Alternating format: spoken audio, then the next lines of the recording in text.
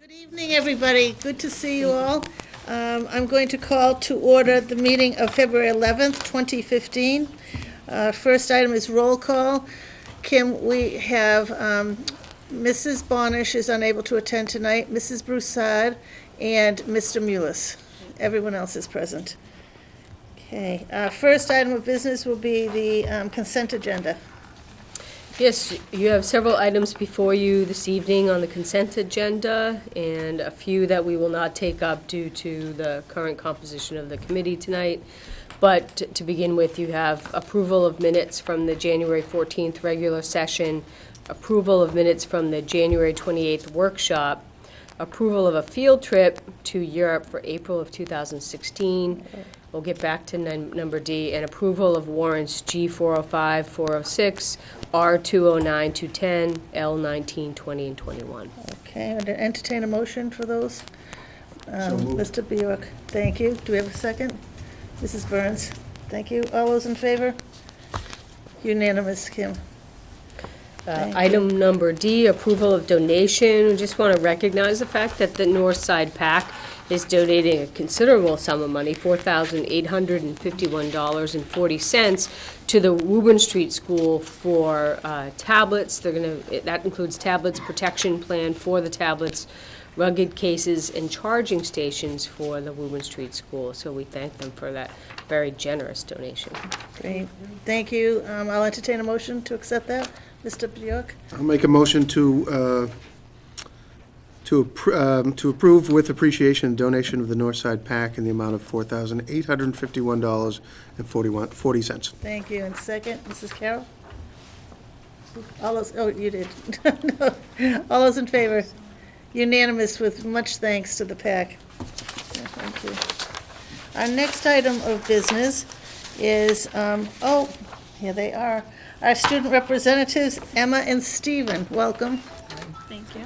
So, Wilmington High School ambassadors will be giving student tours of the new high school on the Thursday and Friday of February vacation from 9 a.m. to 1 p.m. The Wilmington Lamplighters Guild will be debuting their one act of The Hobbit on its opening night of February 25th at 7 p.m. And also, freshman and sophomore biology students will be going on a field trip to the Museum of Science with the Science Department on March 10th. Oh, thank goodness it's in March. Those are the upcoming. Can we put you on the spot and just ask you what's happening in school this week? It must be incredible. It's a lot. It's Yeah. organized chaos. Yeah. Everybody very excited, I'm sure. Yes. Yeah. Yeah. Excellent. Thank you. Okay, any questions? Thank you for coming out tonight. Be very careful going home. We will. Thank you. Okay, thank you. All right, our next item of business is the superintendent's report. Yes. Superintendent Delay. Thank you very much. I just want to give an update, item of much conversation around snow days. At this point in time, we have used 5 snow days. We have 5 days in our school calendar. At this point in time, school would end, if we used no more snow days, school would end on June 18th for all schools, June 19th for the high school, given the extra day that we've built in for unpacking for teachers on the 23rd of February. So obviously the end date, if you will, is June 30th. You have to finish your 180-day requirement by June 30th. Because we start so early before Labor Day and because we have limited amount of holidays in our schedules, we still have a lot of flexibility and wiggle room in our schedule, unlike some other school districts at this point who are faced with already end dates of June 29th in some cases. So we still have a lot of flexibility, so thankfully for our schedule. In terms of our high school update, I just wanted to add on to what Emma and Steve are talking about. From my perception, the energy, the enthusiasm of the move is definitely palpable. Teachers have been working really hard on packing, as you can see right here in our own library here. They have been working hard. They've been using some staff meeting time and CIT time to assist with that, and they will finalize their packing on Friday, which is a half day for students. They all have crates and boxes to facilitate that packing process. The relocation vendor will begin the moving process most likely on Saturday the 14th, and that will take place all of next week. We, right now, despite the snow and the amount of snow and the amount of snow events, which is some sort of strange and cruel initiation ritual for the new superintendent, I've already apologized to the Director of Public Works and the Director of Public Buildings for getting dragged into my initiation ritual, but they said that we're in it together. So I thank them for all that they've done to keep our schools clear and sidewalks clear for opening of schools.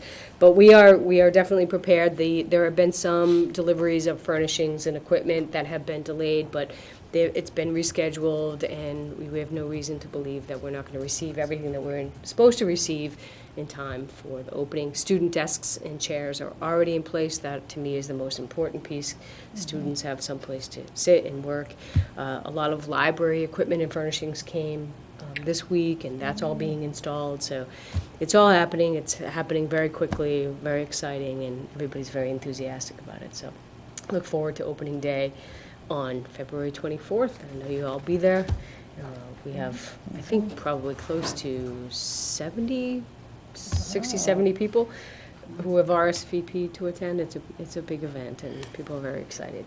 That brings to us a question. Would you get back to people about parking arrangements? Yes, we have talked about that in terms of, parking in front of the school, parking in the high school parking lot, so we'll communicate that out as well.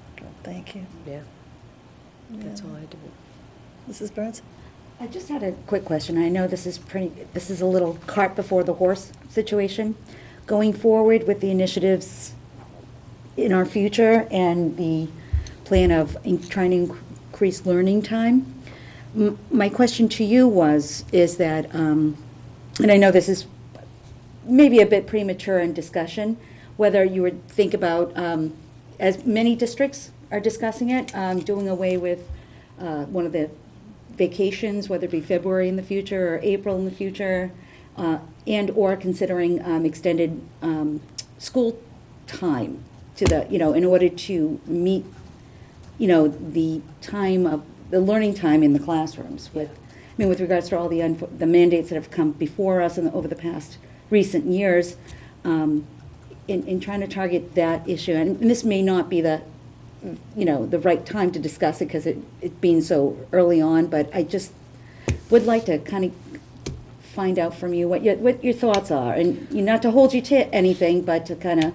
get, with everything that's being pushed forward. Yeah, I mean, it's definitely on people's agendas right now. I'm sure that this winter, the last 3 weeks have certainly put it on people's radar. I actually met with Dr. McGrath today, and she told me that it was an editorial today in the Boston Globe, the discussion around February versus April, do we have a March break? I actually received some emails today on the listserv about, what have people done? There have been some districts, it's my understanding, that have attempted to do a late March break in lieu of February and April and have gone back. I think that this is a statewide conversation that has to happen if it's going to happen. I don't think that Wilmington can do February and April and, Tewksbury and Billerica do March, because we have staff that work in those communities, and that's obviously going to be a hardship if we have different things going on. So I think that this has to be a statewide discussion. I think that there are states out there that have transitioned to this already, where instead of having a February and April break, they have a March break. So I'm open to participate in the dialogue around that. I just don't know that I want to venture out and do something different for Wilmington that would put our staff in a difficult, challenging position. But I think that discussion is coming up, and we'll continue to have that discussion. I know some communities have, instituted Boston, which is a big urban setting, which is a little different than how we operate, but where they've extended time, to try to garnish that extra learning time in the classroom. I don't think, and you may correct me, I don't think they've compromised the typical school vacations, but by adding that time to the school day, I'm just looking at a variety of different options. You're absolutely correct. And the city that I live in, Salem, Massachusetts, has gone with an extended learning time model for their middle school. I think you see more and more of that happening. It's a discussion that absolutely I'm willing to to have, but yeah, I don't see that as my decision. I think there's a lot of stakeholder input that we would need to gather about that to see if that was something that we wanted to do. I think there are a lot of opportunities that we have yet to tap into with respect to programming after school that we could still tap into to extend learning time opportunities without extending the school day. To extend the school day is also obviously has an impact financially. It's going to have a financial impact. You're going to end up paying more salary, and I think that that's an important consideration. Obviously, it has to be bargained, collectively. I think at the very least we can explore in the short term, in the near term, how can we provide opportunities to kids, more meaningful opportunities after school, to be able to extend learning opportunities that way. And then as the conversation, I think, evolves around, do we eliminate vacation weeks? Are more and more districts finding that the extended learning time, that school day extended learning time, is that having the intended outcome that people are looking for? I think that's a conversation that as a community may come to pass, and certainly willing to have that discussion. Yeah, thank you very much. I appreciate your thoughts. Okay. All right. So the next item on the agenda is actually the superintendent's recommended budget. We have a budget hearing scheduled for 7:30. I can do the actual presentation of the recommended budget prior to the budget hearing, and then you can open the budget hearing for comment and discussion if that's... All right, that sounds fine. So is this the one where you're going to use the, behind me? Yes. Okay. Yes. Right.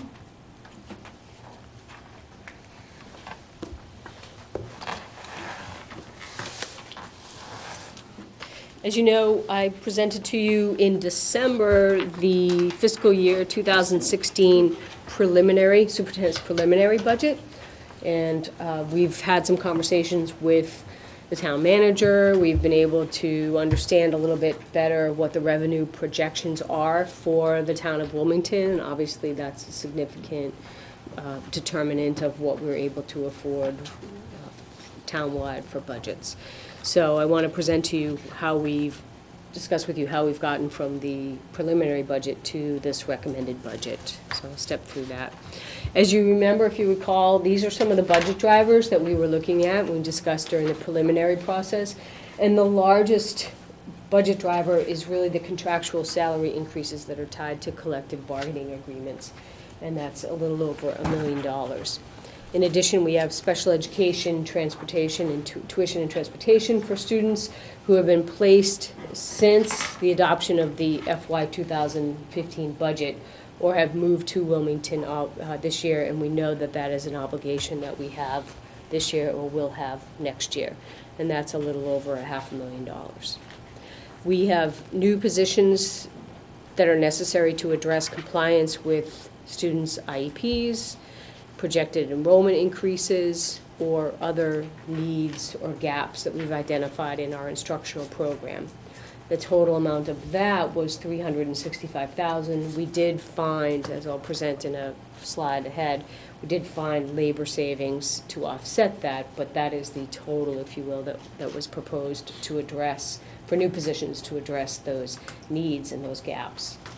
In addition, we have curriculum resources and professional development, and that was $122,444. An increase in electricity consumption due in large part to the fact that this new building is 40,000 square feet larger than our existing building, and also regular education and homeless transportation. We have a contract that expires this year. We're in the process of rebidding that contract, and we anticipate that our rates will increase because our current rates are 3 years old. So those were the major budget drivers for the increase. Here were our original staffing requests in our preliminary budget. It included a kindergarten teacher due to projected enrollment increases, and that comes from the town census report, as well as an educational assistant to support the additional kindergarten classroom.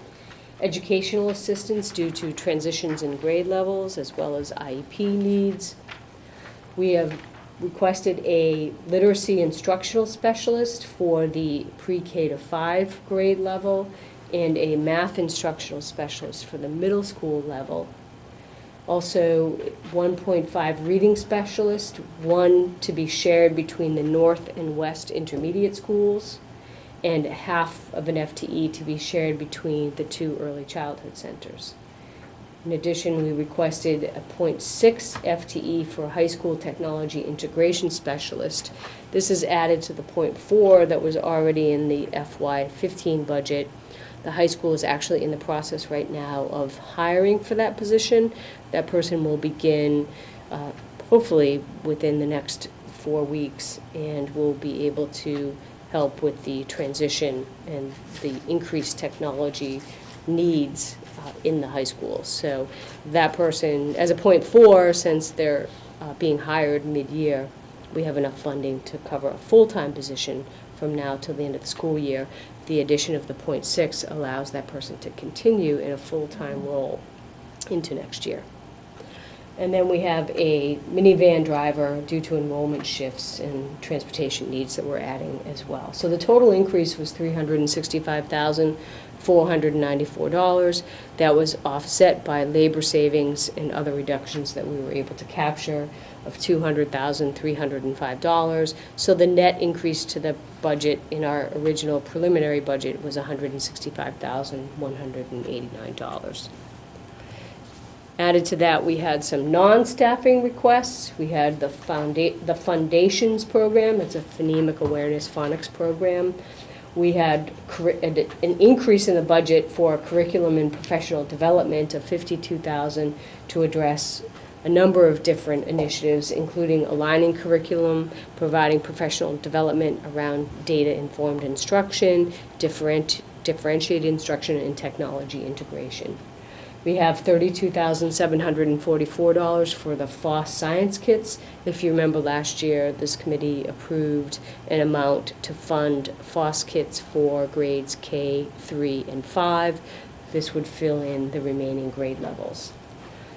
Electricity consumption for the high school was $10,000, and then the regular education homeless transportation rate increase of $52,000 for a total of $184,444. What we have learned through conversations with the town manager is that there is not sufficient funding to support the increase that we had requested in our preliminary budget, which was $1.9 million, a little over $1.9 million. That was a 5.5% increase. Through conversations and discussions about assumptions around Chapter 70 funding and other funding, the town manager felt that he would be able to fund a 4% increase for the school department. So we had to get from $1.9 million down to a little over $1.3 million. It was a cut of $517,000 that we had to make to get from the preliminary budget to what you see before you as the recommended budget. And so here's what we've done to get to that level. We have eliminated the 3 special education assistants, and we will find within our existing staffing, we will investigate where all of the special education staffing is assigned to, determine where we have flexibility to be able to reassign, group differently, etc., obviously without violating any IEP service requirements, and we will find and allocate the existing resources to be able to cover the needs we have for those educational assistants. In addition, we will look to eliminate 1.6 existing positions. I can't tell you what positions those are. A lot of it will be determined based on subscription to different classes at the secondary level, and where we see declining enrollment in certain programs, we may be able to shift staffing. Retirements, class sizes collapsing, so where we have perhaps 6 or 7 classes in a particular grade level and we're able to collapse to 5 or 6, we will look for those savings. So I can't identify where those positions would come from, but I know there are many moving parts there that would allow us to look at existing positions to create some additional reductions. The Foundations program, we're not eliminating that. That's a very important piece of the literacy program and literacy initiative that we're trying to put in place here at Wilmington Public Schools. But what we've done and what the town manager has agreed to is that we will shift this to the capital plan. It will bump some existing projects in the capital plan to FY17, but we don't feel that that is, we feel that we can make those deferrals because this is a more important priority. We have reduced the increase to curriculum and professional development by $27,000. So instead of going up $52,000, it will go up $25,000. So that's a cut of $27,000. When the transportation contract was originally examined in terms of what do we think that increase could potentially be when we rebid it, we had an assumption of 5%. We've altered that assumption to 2.5%, and we're hoping that we are able to come in at that, no more than that increase as part of the bidding process. We have eliminated the FOSS science kit purchase altogether.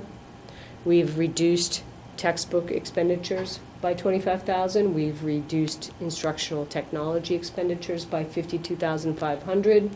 We've cut miscellaneous supply and equipment expenses by $11,539, and we've increased our reliance on circuit breaker by $160,000, which totals the $517,455 that we needed to cut to get us from a 5.5% increase to a 4% increase. I'm sorry, forgive me. I'm sorry, the increased circuit breaker offset, you've decreased it? So essentially, we increased we've increased the offset amount. So okay. Right. So you've added to it then. We're using more, we're assuming that we're able to use more of that circuit breaker revenue to offset our budget. And and if I'm correct, that's the amount that we have to tap in for depending upon what the state gives us? I mean. That's correct. So the state reimburses us Right. at typically, historically, the goal is 75%, 72 to 75%. It's been as low as 45%, 44% in very lean years.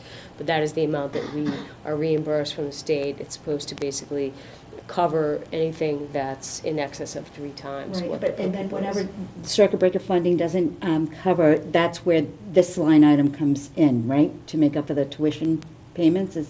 That's what I'm trying to understand. This is that circuit breaker grant revenue. Oh, okay. So we typically make very conservative assumptions about what the reimbursement rate will be because it's all over the map. Like I said, it's been as low as 44 and as high as 75.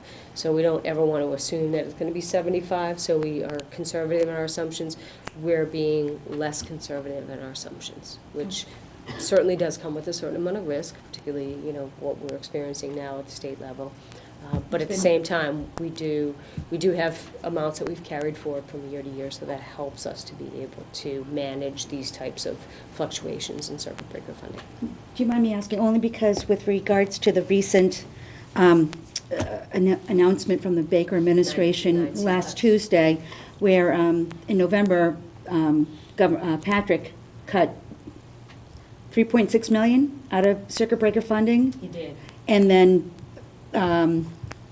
Baker has cut another additional, it's actually like $260,000. It's concerning in that sense that this is mid-year for this year's budget. And so where my concern lies, and you've always been wonderful, Paul, I gotta say, God bless you, with the projections, my concern is, the question is where are we on target for this year, to finish this budget cycle? And granted, we still haven't gotten the vibe as to what the Baker administration is going to figure out, but where does that leave us for next year? And hearing that, I know there's a huge statewide, deficit that they're trying to attack. That's where my concern is, especially with regards to something of this sort that you can try to predict, but you can never predict the need. Sure.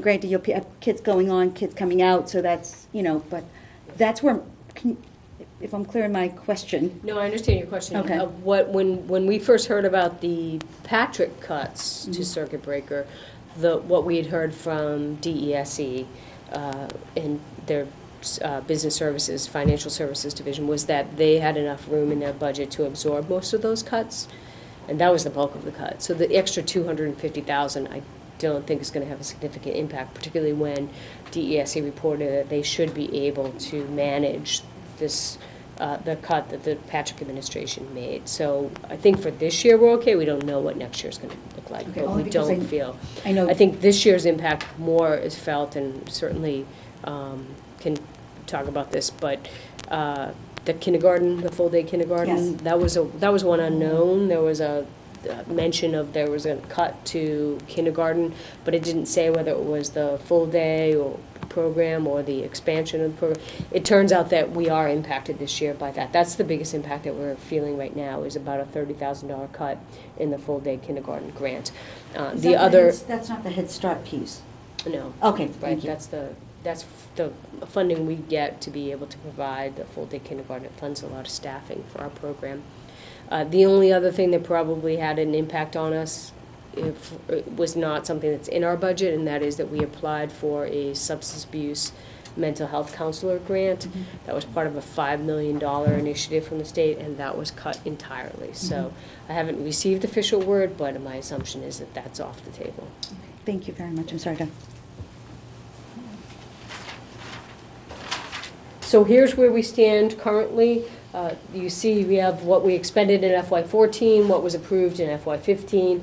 The preliminary budget that we proposed back in December was $36,715,012. We reduced that by the $517,000. So the column that says superintendent recommended is $36,197,557.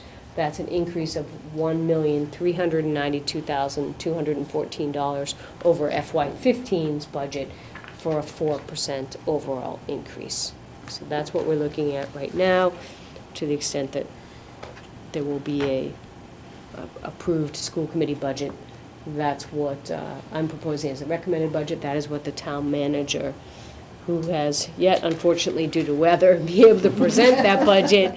That is what he has included as an assumption for the education component of the municipal budget in his budget. Here, we're showing you just the trend in terms of what we've received over the last several years for budget increase, and certainly appreciate that this 4% is greater than the amount that has been received over the last several years, and appreciate that extra support. And here is the trend for the budget, and you can see that trend line puts us pretty much on target. So there are some years that are a little bit higher, but I think this one puts us squarely kind of on that trend line. And the only other thing we just wanted to update you on was the status of the capital requests. The new math curriculum is now in the list of funded requests, and obviously that has to go through the Finance Committee and town meeting, but it's been included, and the town manager has included in his capital appropriation. Also, Wilmington Middle School clocks and intercom upgrades, replacing one of our vans, and the Foundations Phonics program that we talked about as well. So there were two technology projects that were deferred into FY17 to create the room in the FY16 capital request. I think that's it. It's interesting, those middle school clocks, they're there every year. So it'll be nice to see that they are able to get them next year. Does anyone have any comments? Because I'm going to open up the, why don't we wait till we'll open up the budget hearing.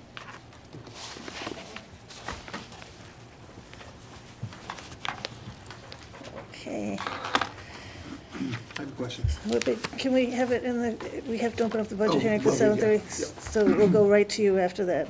So, it is February 11th at 7:30 a.m. We'll open up the budget hearing for a review of the FY 2016 budget appropriation. Okay. I don't remember if we have to go into like a session. Yeah, so you've essentially opened the hearing and Right. ready for the comments. Right, we don't have to give our names, though, take a vote on that, no, okay. Okay, thank you.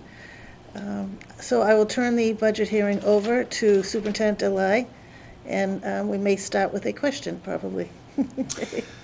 Several slides ago, the slide that identified each school and Yes. the cuts, looks like the central office took the bulk of all the hits. In what ways? Yeah, Paul, do you want to? In the central office, as Superintendent Delay mentioned, that there's some moving parts. So in the central office, we identified kind of a placeholder with some reductions that when the moving parts stop moving, if you will, it'll be allocated to the proper schools and so forth. But right now, there's a placeholder. I see, okay. Do we have any other questions? I think it was no questions for me. Yeah, no. Okay, well, look, would there be any questions from the audience? Don't be shy.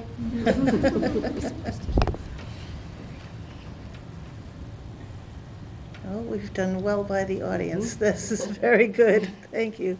We have no questions. All right. Are we going to vote on the budget now? You probably want to do that because of the date, the late date. Or you can wait till the Okay. 25th. No, we can do it now. I think the others wouldn't mind. Okay. It's questionable when we do have 3 members missing, and so, but I would have to say that I've only heard positive reinforcement from them, so we will vote on the budget tonight and make an assumption that they totally go along with it, and I think that's safe to say. Through their questions and the conversations we've had, they've thoroughly researched it as well. And it's very hard sometimes when the budget is done so thoroughly, and this is like our 4th time we've seen it, and it's like questions get answered as we go along, and we have had once again, an excellent budget presentation, and we do want to thank Paul for the work we know he does behind the scenes, and certainly Superintendent Delay to come in here and brand new, and to be able to go into the detail that she's gone into with this budget. And to us, it seems like it was an easy process, but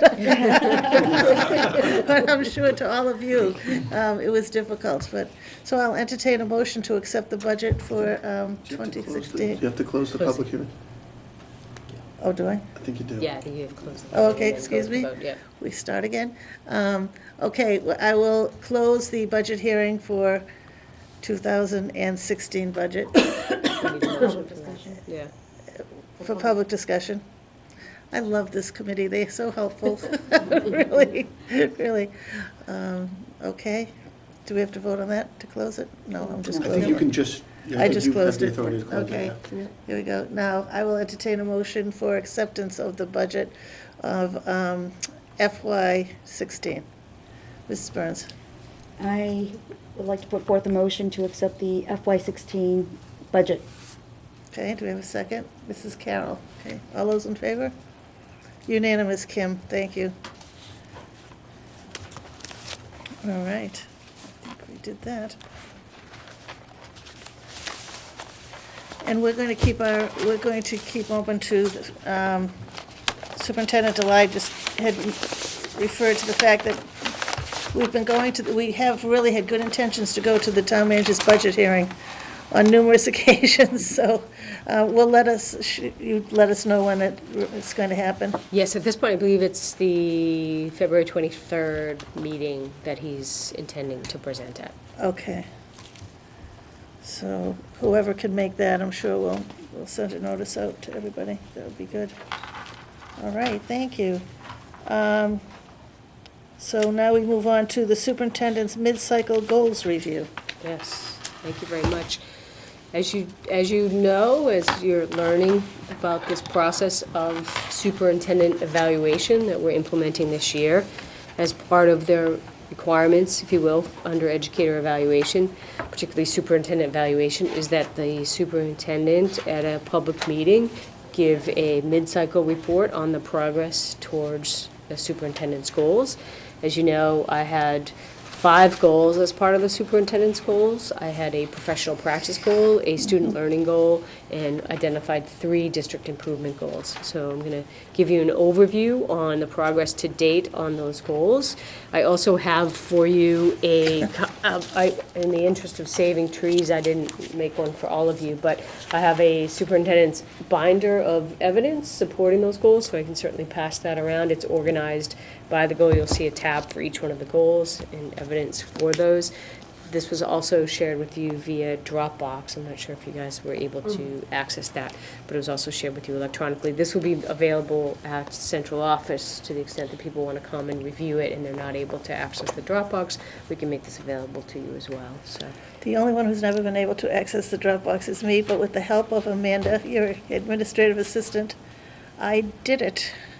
nice. So yesterday, Congratulations. I was so proud, I just have to tell you all. Neil will be so proud of me. But then it was like 3 hours of, I couldn't stop reading it. It was like 3 hours of reading to a computer screen, but that's all right. Yeah. I'm getting there. So, That's great. That's excellent. Yeah. So I just wanted to take you through the progress to date on the goals. Yeah.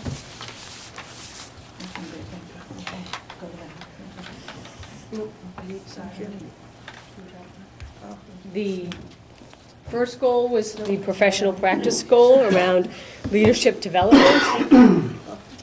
And this goal really centers on my participation, the superintendent's participation in the new superintendent induction program. Several action steps here, including attending all of the full-day contact sessions. And so far, we have had 5 of those sessions. You can see the dates here: July, August, October, November, January. We actually were scheduled to have one today, and our coaches and instructors took pity on us for all of the snow days we've been dealing with, and they postponed the date today, and they tacked a day on in June. So we will have that 8th contact day in June. Our next date is in March. So I have attended all those days. Dr. McGrath can certainly attest to my attendance at those. And they have been extremely, extremely helpful in guiding us and keeping us focused on the really important work of always looking ahead to the strategic planning process and really staying ahead of and keeping on track with our goals around the entry plan process and the development of strategic plans and such. So very much appreciate your support of my participation in that program because it really has been invaluable. In addition, completing assignments, the 2 significant assignments that we've been tasked with was first to develop an entry plan and then to obviously implement that entry plan process, resulting in the report of entry plan findings, which I'll be presenting to you this evening.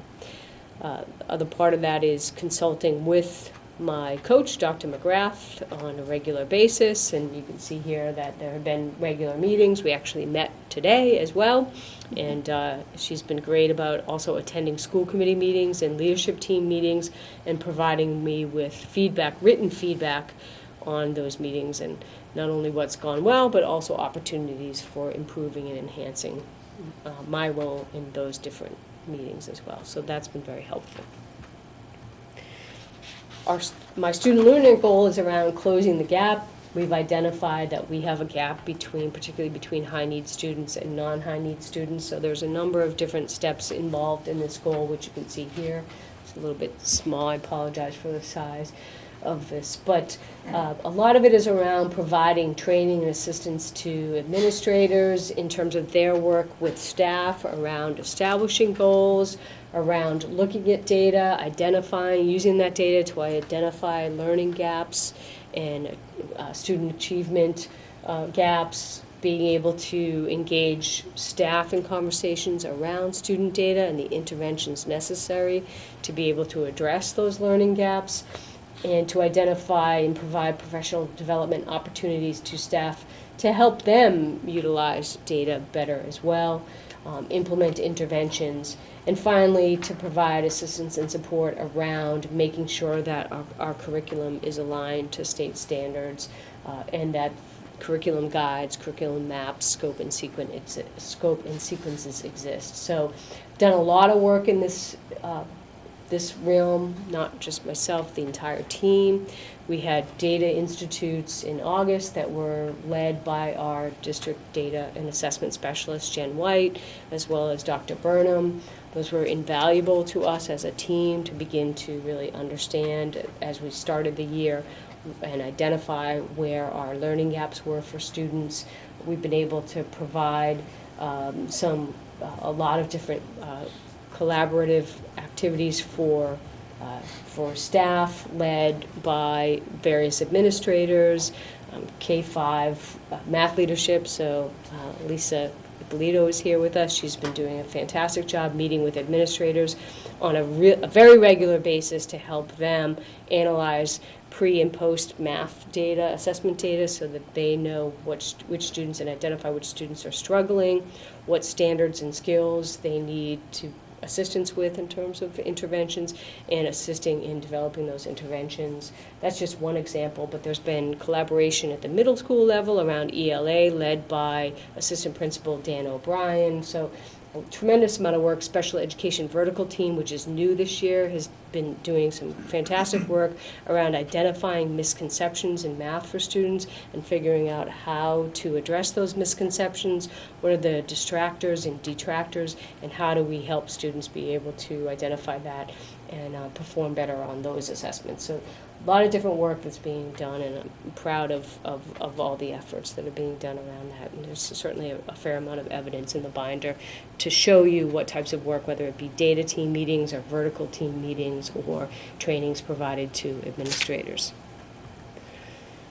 The strategic planning goal, District Improvement Goal 1, is around specifically targeted at the entry plan, where we've made some significant headway, obviously. Not only did I produce and present to you the entry plan, but I've gone through that entire process. We'll talk more about that a little bit later, and am pleased and relieved to have gotten to the point where I have presented or able to present the report of entry plan findings, and it's been an incredibly helpful process to go through. There are some remaining steps that will happen between now and August of next year around taking those report findings and translating them into strategic objectives and strategic initiatives, and really use that to inform our work for the next several years, 3 to 5 years in this district. In terms of developing learning leaders, this has been, for me, an area of passion. This is the kind of stuff I love to do. It's what really drove me to become a superintendent, because I think leadership development is a really important piece of the work that we do as superintendents. So we've had some fantastic leadership team meetings. We meet on a bi-monthly basis as a leadership team, or actually twice a month we meet. We've been doing a meeting. One of the meetings have been focused primarily on developing professional learning communities around reading about how to facilitate teacher collaboration, modeling that collaboration by using protocols and engaging in the collaborative discussions. And the other practice that's been really exciting as well is engaging in our instructional rounds, which have been, we've done 4 out of 8 of the schools so far. I think we've got administrators here, and they've all participated, and I think that they have been really excited about that. I think what's been really neat is to see, for example, I'm looking at Ms. Peters and I'm looking at Mrs. Mahan, but for the high school principal to go down to the early childhood center and see what happens in the early childhood center, really making those connections and really seeing how all of the different levels interact with each other has been, I think, a very positive experience for all of us. So, like I said, we've done 4 of the 8 schools. We have the other 4 schools calendared. The next one coming up is Mr. Strasnick's school on the 27th of February. We'll be doing Woburn Street, followed by the middle school, the West Intermediate, and the high school. So by that point, we'll have gotten to all of the schools this year for instructional rounds. And I think actually our staff have been very intrigued by that as well. It certainly wasn't required that administrators shared the feedback from the instructional rounds with staff, but I think staff were inherently curious. So what did those administrators think about the rounds? What did they see? What did they observe? And I think it opened up a lot of really positive conversations, and I think we have a lot of teachers who are very interested in potentially participating in the future in a similar initiative for teachers to be able to go to buildings and engage in similar activities, which is exactly what we hope, for to happen. That's going to encourage that collaboration.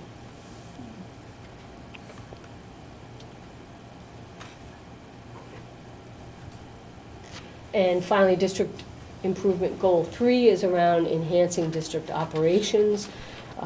This is really targeted at making sure that we have in place procedures and policies that are aligned to state and federal regulations, and that we have procedures that are aligned to school committee policies. So it starts with sort of the state laws and regulations, making sure that your policies are aligned to those laws and regulations, and then making sure that our procedures are aligned to your school committee policies. And that initiative has, that effort has begun in earnest. We've been going through all of the school committee policies, all of the school committee packets for the last 6 or 7 years. There's some evidence in the binder of the tracking that we've done to really look at what policies have been adopted and revised, to make sure that the policy manual that we have in place, both online and hard copy, reflects all of those adopted policies that you guys have, that you all have approved over the last several years. That would be the starting point, and then to make sure that we have procedures in place that are aligned to those policies. So that's all in progress. The review of the policy manual has occurred. We have a good sense of what we have to update and revise in your existing manual to make sure that we have captured everything that's been, all the changes that have been made over the last 6 or 7 years. That's it.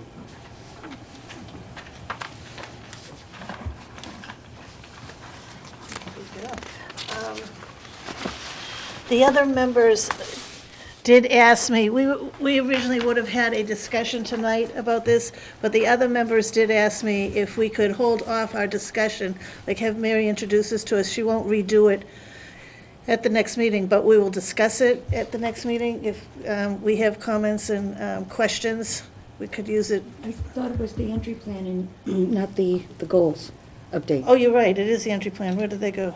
That's on the next page. Oh, New I'm business. Oh, okay. I'm sorry, I just had a really quick question. Oh, go ahead. Do you mind before we move on to No, the no, it's the plan? entry plan they wanted us to work, yeah. Okay. Now, maybe it was just me. Sometimes the intake is not always as clear as I need it to be. Now, the leadership teams visiting other different schools and such, is it like, for instance, as an example, Ms. Peters going to the Wildwood, or is it, middle school? It's the entire team, so all of us as a team. So Oh, okay. all of the building principals, as well as the district administrators, Oh, okay. including Jen White, Kathy Macklis, Paul Monaco. As a team, we all engage in these visits. So we go to a school, the principal, and you can see some of this evidence, the principal develops, we have a worksheet that they fill out that identifies their problem of practice. So what is it that they would like the collective wisdom of the group to analyze and evaluate as we go into the school? And then they identify that problem of practice. They usually pose 2 or 3 essential questions that they would like answered at the end of our visit. We break up into teams of 3 or 4 people. They identify 4 classrooms that we go into.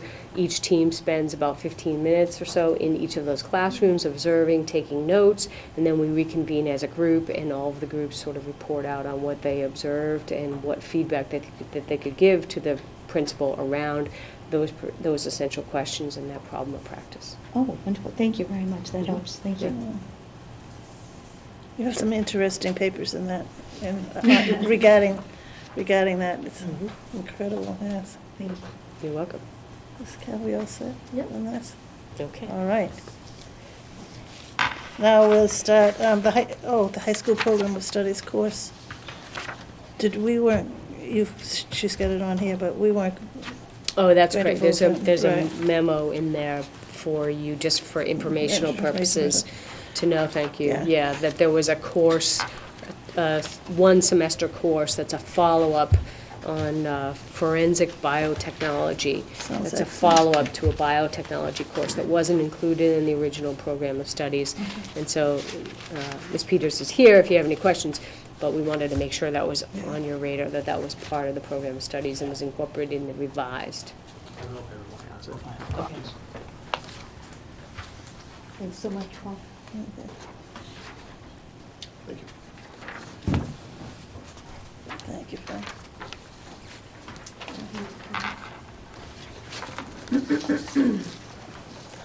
The course has 2.5 credits, and It's designed as an introduction to laboratory techniques in the fast-paced growing world of biotechnology, and I think school committee members should be allowed to take this. Isn't it? It sounds excellent. So we're glad that you caught that, Ms. Peters, so that, I have a question about. oh, a question? Yes. I'm sorry, I feel like I'm commandeering. I guess, what grades is this open to? That was my question. Oh, okay. What grades is this?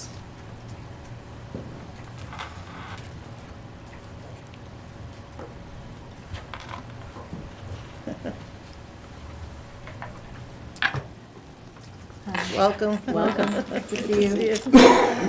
I just didn't know, what grades are open to this? 9th, Course. 10th, and 11th. Actually, Paul, would you? I don't think so. I think it's 11 and 12.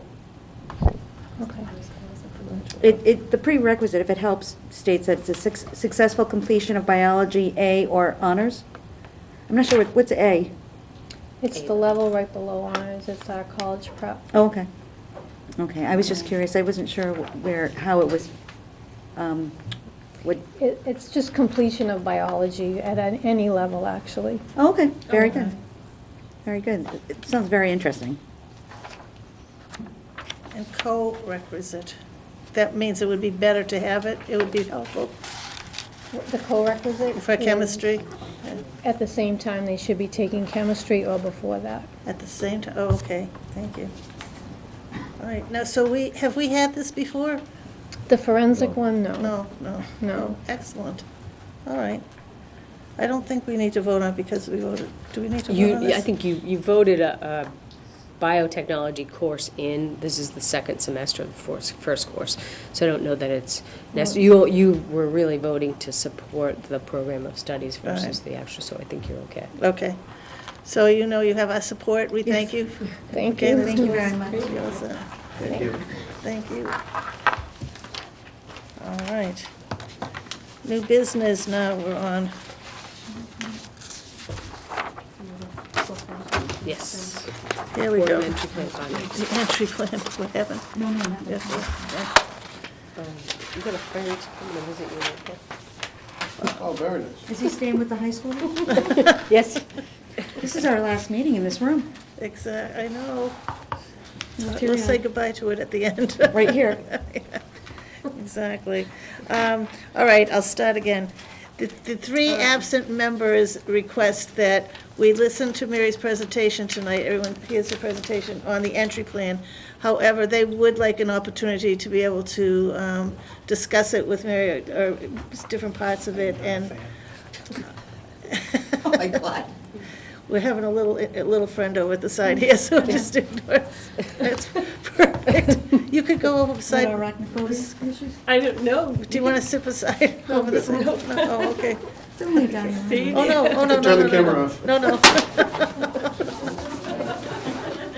I'll need new paperwork.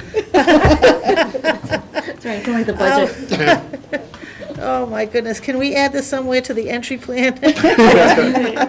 How to ignore little animals that come to your meeting. An unwanted entry. I like that. All right, so just to let you know, if you have anything that you think of now, just write it down for the next meeting here, and Mary will be glad to go over that with us afterwards. So superintendent's report of entry plan findings. Yes. Very interesting. Oh, here we go again. Yep. Thank you. So I feel the need to perhaps apologize in advance because it's going to be a little bit of a lengthy presentation.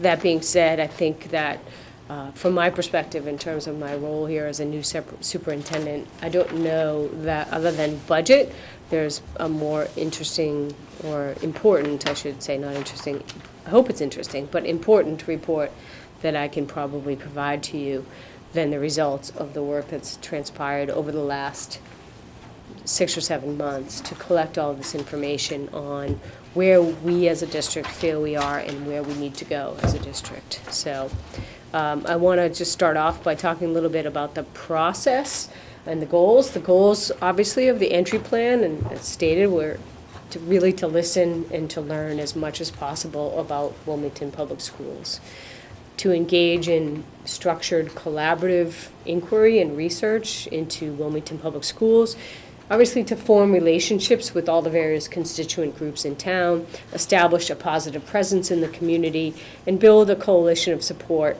for improving student achievement here in Wilmington Public Schools. And I think that we have been able to achieve that through this process. There are a number of steps: interviewing constituents in a variety of settings, and I'll talk a little bit about that more as we get into detail. Visit schools, visit classrooms, review key documents, organize all of the information that was collected through those various activities. Probably the most important step is to share and analyze this information with district and school leaders, and we engaged in a very lengthy 3-hour vetting process. And I have to thank all of our school and building leaders, because I gave them 35 pages of claims and evidence and opportunities and asked them to slog through it with highlighters, and they clearly showed up ready to discuss that and had done a lot of work to slog through that with me and help me with the vetting process. So I really appreciate that, because they're the ones who've been living and breathing this for a number of years. I'm coming in new to this process, and clearly their input and their feedback was critical to helping me ensure that what I was hearing was what was happening, and that I hadn't missed anything, and that I captured the most important findings and things that I had collected. And then finally, to develop the actual report of entry plan findings. Here are some of the constituents that I interviewed as part of this process. There were individual interviews that happened with members of the school committee, with the central office leadership team, with each of the individual building and district administrators. I won't go through the whole list, but obviously one-on-one interviews with a lot of different folks, and also group interviews, whether it be with instructional leadership teams, the Board of Selectmen members, Finance Committee members, community organizations, including the Wilmington Education Foundation, the School Business Partnership, school councils, parent advisory councils, and even probably some of the most informative meetings I ever had were student councils at the high school, middle school, and intermediate levels. If you want a true representation of what's going on in schools, talk to 4th and 5th graders. They will tell you exactly what's happening. It was very insightful and enjoyable. School visits, there were a number of different opportunities for school visits. Obviously, at the very beginning of the year, I did more formal half-day site visits that were organized by the principals. Principals came up with schedules for me to, almost as if I was a new candidate coming into the district, and spent a half a day allowing me to see what they really wanted me to see, so I could get to understand the cultures, the routines, the structures in all those schools. I also held focus group meetings at every school with the school staff. I had fantastic turnout for all of those meetings.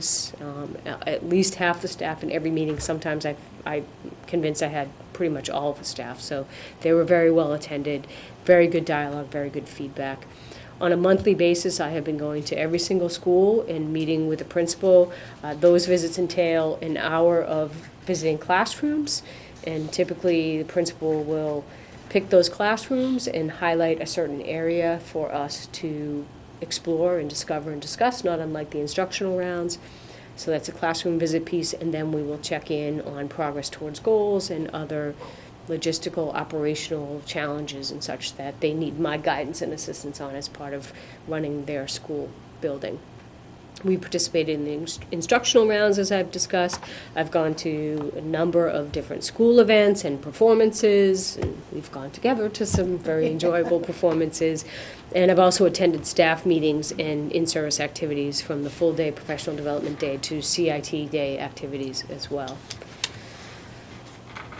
I'm not going to read through all these, but obviously there's a lot of different documents that are really important to be able to review, from budgets to collective bargaining agreements to contracts to student performance data and different indicators of student learning, employee handbooks, professional development plans. So been through a lot of different documents to try and understand where we are as a school district as well. I mentioned that this is probably the most important part, and that is to share the data back to the district and school leaders and really validate the observations, identify the patterns, the trends, themes, and then refine and prioritize the findings. Just a little note on how I organized. I know this isn't very readable, but how I organized the findings. I collected a lot of data. Obviously, I've talked to either in an individual or small group setting, close to 500 people during the course of this process. Lots of different information from documents as well. And so what I try to do is figure out what was the best way to organize this data so that we ensure that we were really focused on the most important aspects of school operations, school leadership. The DESE on their accountability, partnership, and assistance page, as you can see here, has district standards and indicators, and as it says here, that these are standards and indicators that identify the characteristics of effective districts in supporting and sustaining school improvement. So I used that framework, and the document to the right shows the different standards and indicators. I used that document to organize my findings because I felt that it would really focus our efforts on, as the next slide shows, our instructional core. And when we talk about instructional core, that's really the place that you really want to focus your efforts when you're talking about school improvement. Richard Elmore is a very well-known professor at Harvard Graduate School of Education. Talks about the instructional core as being the relationship of the teacher and the student in the presence of content, and that's really what's key to focus on if you want to improve a school district. And the use of the DESE standards and indicators for effective districts allowed me to really focus on what was most important to the instructional core. So I want to take you through the various findings that came up, and I've organized this, as I said, by the district standards and indicators. The first standard is around leadership and governance, and there are subcategories, the first being around school committee. Findings are that, this pertains directly to you all, that there is a high level of commitment amongst school committee members to successful schools, that you as school committee members really understand and accept your role and responsibility as school committee members, that you communicate positively and effectively, not just with one another, but also with myself as superintendent, with our staff and administrators, and with town officials, both elected and appointed, as well as staff as well.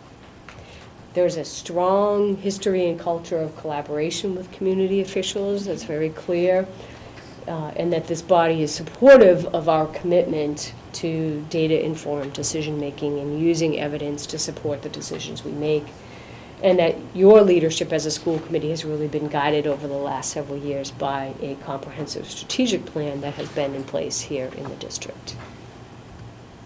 In terms of opportunities, I think that one of the things that has been helpful, even in my tenure here, short time, has been providing updates on things like curriculum initiatives and the work of different committees in the district, and to continue to do that so that we build your awareness, we help you be able to focus on those things that are most important, and support your advocacy efforts on behalf of the school district, and to continue to support you in your role in your implementation of the superintendent evaluation process, since that is new to this body.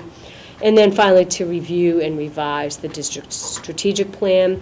That plan is in the middle of the term, but I think with all the efforts that have gone on, we need to look at how do we take what I've learned through the entry plan process, merge that with the important goals and initiatives that were in the original strategic plan, and think about the work for the next bunch of years. The next the next indicator is around district and school leadership. That really pertains to the district and school leadership teams. There is a very strong, wide diversity of experience and background amongst our leadership team, which I think is very positive. We're able to really learn from each other and from that diversity of experience. It is a very strong, supportive, collegial, and dedicated team, and you can really see that in the meetings that we've had together. Even when I stepped in back in August and had a district leadership team retreat, that collegial foundation was already there, and that was evident from our ability to work together as a team and their ability to work together as a team. They are highly effective in terms of their role as operational leaders, and certainly developing and emerging as learning leaders in the district as well. In terms of opportunities, I think that, as a district leadership team, so district administrators and myself, we need to continue to support their growth and development by continuing and improving the effectiveness of leadership team meetings. I'm happy that we are able to have 2 leadership team meetings a month. I certainly would like to see if it's possible to potentially increase that frequency, or at least make the time that we have even more effective than has already, than we already have. Building their capacity in terms of facilitating collaboration and a data-informed cycle of inquiry and improvement in their own buildings, because that's a really important piece, and I think we recognize that as a team, that when we're doing collaborative work together, that's what's really helping to move our district forward. Supporting and modeling the use of professional learning community practices. We're doing a lot of work around that, and we're actually going to be engaging in some professional development led by an outside consultant over the next several months as well, to develop our capacities in that area. Continuing to provide professional development. Also, I think providing our administrative team with formalized written operational guidance. We don't always, it's not to say we don't have good processes and procedures in place, but they're not necessarily well written and documented. So if any one of us, from Paul to myself to Kate, were to no longer be in our roles, would the district operations be sustainable? And you really need formalized written guidance to ensure that sustainability and that consistency. Would that be in conjunction with the policies, or like revising what is currently existing, or creating a new?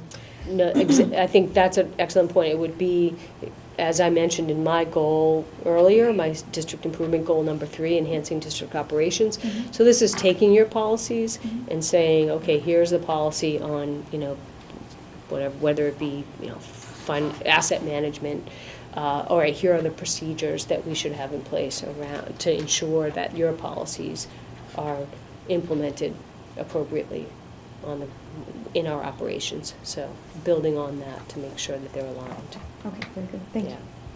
And also streamlining our processes and procedures. Sometimes we tend to be a little bit bureaucratic, so I think we can always look for opportunities to find things that process is a little clunky, it's a little too paper intensive. How can we streamline things and make it easier all the way around, so that we're not spending our time shuffling paper, we're spending time getting into classrooms and supporting our instructional staff. In terms of our improvement planning practices, I think that this district has done yeoman's work with the hiring of a data and assessment specialist, with the work that Dr. Burnham and Jen White have done together, with the work that all of the district leadership roles around math and STEM and ELA, with all that leadership in place. I think there's been a very strong commitment that we are going to inform our practices and our goals based on looking at student performance data and other relevant data. And the commitment is obviously very strong here. And our school improvement goals, our district improvement goals are all informed by data, student performance data, staffing data.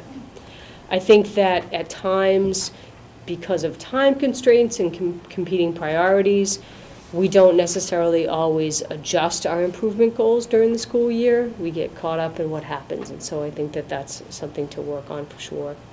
I think that we need a clear vision and definition of student success to be able to galvanize the commitment to success of all students, that all students can succeed and all students can learn, and we need vision to be able to make that commitment as strong as it can be. And finally, we need more purposeful communication around the efforts that are being made and the actions that are being taken around our improvement goals, and what is the progress that's being made. In terms of opportunities, I think, again, engaging district and school leaders in a strategic visioning process is going to be important, providing support and training to improve the quality of the goals that we develop and the alignment from teacher goal to school goal to district goal, ensure that the goal-setting process is transparent and that we have as much participation in that process as possible. For example, school improvement goals, making sure that school councils are sufficiently involved in that process. Identifying means and methods for regular and proactive communication of those goals, as well as the actions that we're taking in the progress, and ensuring that there is appropriate time and structure to support effective progress monitoring and reporting. If we structure it in, if we calendar it in, if we make it a priority, then those competing priorities don't take away from what we need to do to make sure that we're making progress. The next standard is curriculum and instruction, and we have several indicators here. One category is around effective curriculum. Findings: the process of aligning our curriculum to the curriculum frameworks has definitely been a deliberate process. There's been a lot of work here, but I think that the progress has been slow. I don't think that's just a Wilmington Public Schools dilemma. I think that has happened across the Commonwealth. I think that, yes, the curriculum frameworks came out in 2011, but shortly thereafter you saw a big effort on bullying prevention plans. Then you saw a big effort around educator evaluation, many components to that. So there have been things that have come down the pipeline from the state that have required immediate attention that have slowed other things from happening. This is a very important thing. We all recognize that. And now that I think we have educator evaluation nailed down, this is an area we need to definitely come back to and make sure that we're making the progress that we need to make. We have a curriculum review cycle in place, and a lot of districts don't even have a curriculum review cycle, so I think that's something to really be proud of, that you have that. It's not always adhered to, but I think a lot of that is due to external factors, a prime example being science standards, and we've been waiting and waiting and waiting for the next generation science standards, or Massachusetts version of those science standards, to come out. You don't want to engage in a whole curriculum review cycle when you know these standards are coming down the pipeline, and so we've been held back from that cycle of reviewing the curriculum for science as a result of that standard not yet being put out there. Despite the fact that we have very dedicated curriculum leadership, I think that the structures and time constraints and, again, competing priorities have sort of limited our ability to ensure that the curriculum is cohesive and aligned and consistently implemented out in the field. Staff and parents and students report that curriculum materials could be improved. I think there's a sense that some of our curriculum materials are outdated. One of the prime examples I see as I go into buildings is the anthology that's used in the elementary level, and so being able to improve upon that, I think, is important. Parents also report that our efforts to inform and provide instructional resources and curriculum resources and their ability to understand what unit where in the curriculum, what's the unit that the students are working on, what are the lessons that are being delivered at a particular point in time, would help them to be able to support their children's education. And we're working on that, but we need to strengthen that as well. And so some of the opportunities are to provide those resources and that time and PD to support the curriculum alignment efforts, to provide the time and PD to ensure that all of us know what those standards are and what those skills are that are aligned to those standards, to develop clear expectations, objectives, and work plans for vertical teamwork. We have vertical teams in place, and they're doing great work, but let's make sure that they're all working towards the same goal in their particular area. Revise the curriculum renewal cycle if it's no longer quite relevant or valid. Let's make tweaks to it to make sure that it does reflect where we actually are and where we want to go with respect to a renewal cycle. Create appropriate time and structures for meaningful collaboration between curriculum leaders and educators so that we can ensure that the curriculum and the lessons that are being delivered are aligned to the pacing guides and scope and sequence that we have in place. In terms of effective instruction, I think that effective research-based instructional practices are being used in the district. As in any district, though, there are inconsistencies, and so we need to work on being more consistent around that. The knowledge of curriculum frameworks definitely requires some strengthening. Again, that's all work that we need to do as part of the alignment process. Parents report that they feel that expectations for student achievement could be higher, and some students report that they're not always challenged. And this really kind of comes down to rigor. To the next bullet point, I think administrators at all levels report a desire to increase the rigor of instruction. Some teachers struggle with content knowledge as well as conceptual and application understanding. Not all teachers are necessarily content knowledge experts in every single subject, and I think it's important to support teachers to ensure that they do have the content knowledge expertise that they need and conceptual understanding for the things that they're supporting in the classroom. Additional findings, there's some but limited use of hands-on practice or project-based learning. These trends towards doing more project hands-on learning have been emerging, and I think we can do more to support teachers around that. Parents and students report that homework is not always meaningful or engaging. For example, there's reports that perhaps there's a lot of reliance on worksheets, which are not always engaging. So how do we deal with that? Not all instruction is necessarily aligned to curriculum nor appropriately differentiated, and we already know that we have a proficiency gap between students with disabilities and students without, and that it's persistent and that it is significant. Teacher planning time is not sufficient to allow always for meaningful collaboration, review of student work, examination of instructional practices, and developing targeted interventions. So we need to take hard look at schedules and planning time.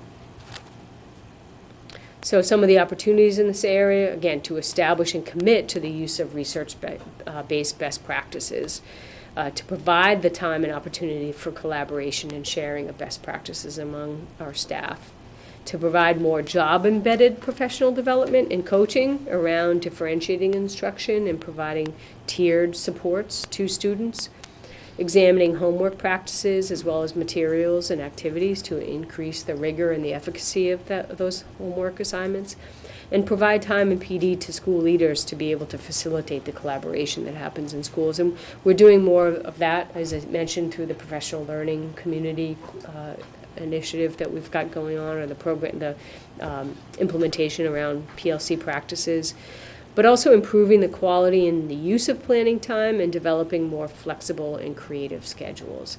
And a lot of that, I think, is reaching out to other districts and seeing the type of schedules that they have in place and how do other districts create those opportunities for planning time and teachers to be able to collaborate with each other. Under curriculum instruction, the next indicator is around tiered systems of support.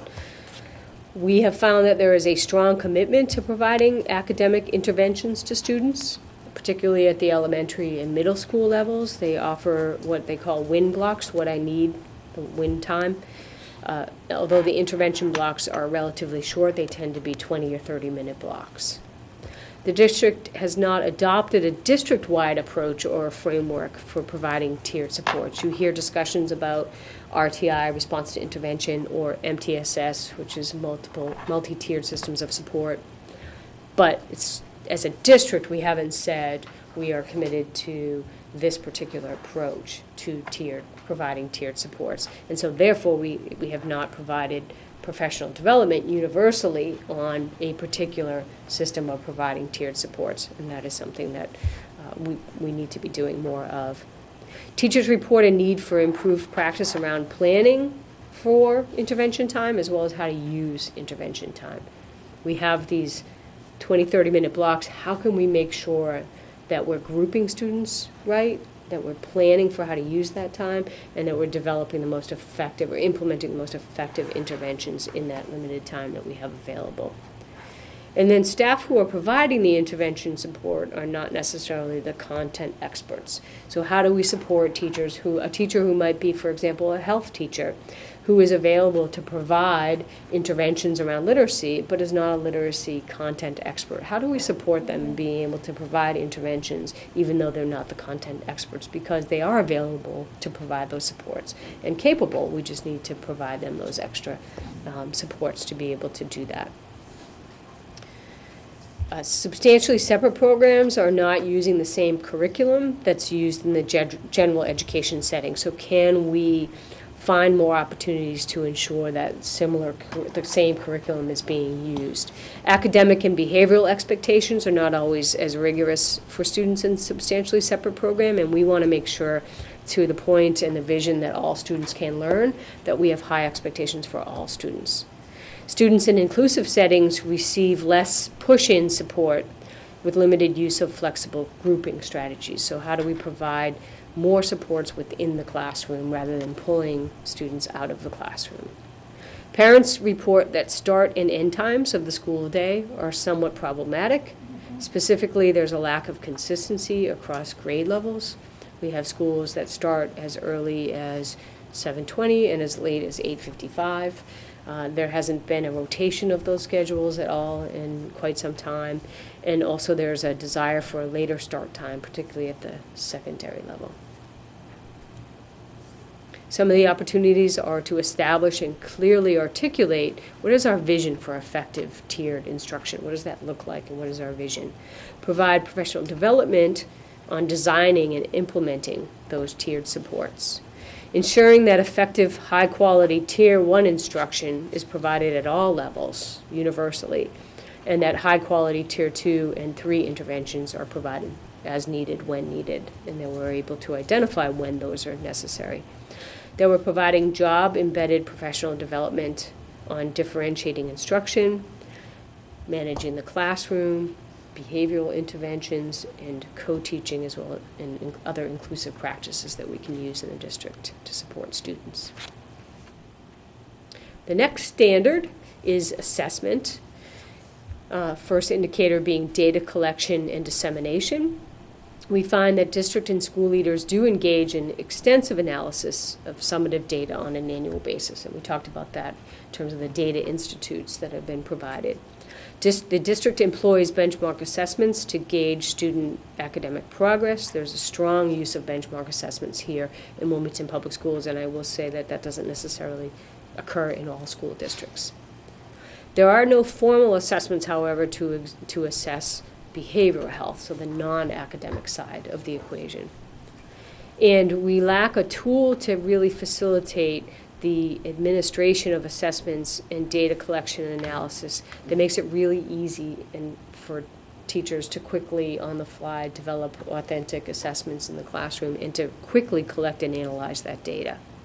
So as a result, teachers are relying heavily on some of our district staff, Lisa Ippolito, Jen White in particular, who collect a lot of this data and develop these reports and provide that to staff. But if they were able to do that quickly on their own, that would free up our district data leadership staff, Lisa, Jen, to be able to work with them on analyzing data, not just producing the reports. Summative informative data is not consistently or widely disseminated to the greater school community. I've heard a lot of conversations around, well, you guys, you do these benchmark assessments, can I see that? Can parents see that data? What do I see? What's tied into the report card? What isn't? So I think that's a valid thing to have a conversation about. Some of the opportunities to formalize and communicate expectations for benchmark assessment, administration, reporting, and monitoring, making sure that those are consistent across the district. Identify and implement a technology solution to assist with administering assessments in a very authentic, timely way, and to collect and analyze that data in a way that's very user-friendly for staff. Implement a tool or strategy to begin to assess and measure behavioral health and behavioral health goals. And consider implementing district and school level data dashboards to maybe monitor and report on school and district progress, such that you could log on to a website and you could see for a school or a district, you could see a data dashboard about here are the most important indicators that we use based on our school goals to show that this is what we're using to monitor our success, and here's the dashboard to show where we are with respect to our progress towards those goals. Another indicator under assessment, database decision-making. So finding is that district and school improvement goals are very much informed by a variety of different assessment, demographic, and staffing data. I think that the linkages between how resources are allocated and the resource allocation requests and how those will impact outcomes could be more clearly articulated. If I'm asking for, in this case, $1.3 million in additional funding, what do I anticipate that's going to translate to with respect to outcomes? And I think we could articulate that more clearly. The practice of using student performance data to allocate or shift resources to better support struggling schools is not well developed. So I think that there are a lot of methodologies out there for how you look at, here's where we're spending our money. Well, this school is not performing as well. Instead of trying to equally spread your resources equally, let's do it more based on equity. This school is struggling. They may be getting a little bit more per pupil than this school, but it's for good reason because these students are struggling and they need these additional supports. So I think differentiating resource allocation based on school needs and student needs is an important thing to begin to focus on. So in terms of opportunities, providing resources and training to administrators on how to use data to target resources and connect resources to student outcomes and projected outcomes for programs, to create systems and processes to ensure that we're regularly analyzing what resources are available and how can we shift those resources in response to changing school or student needs, not just from year to year, but even within a given school year. And another indicator under assessment is use of student data to improve student growth. We find that student performance on state assessments has been stagnant over the last several years. District performs better than the state average in almost all measures, but does lag behind some of our comparable school districts. Practices and procedures for analyzing student work and student data are not consistent, and the expectations have not always been clearly articulated. And that's not surprising. This is an emerging initiative here around data use, and so that's not a surprising finding. I think that's something that by clearly communicating this is what's expected, we can deal with that consistency.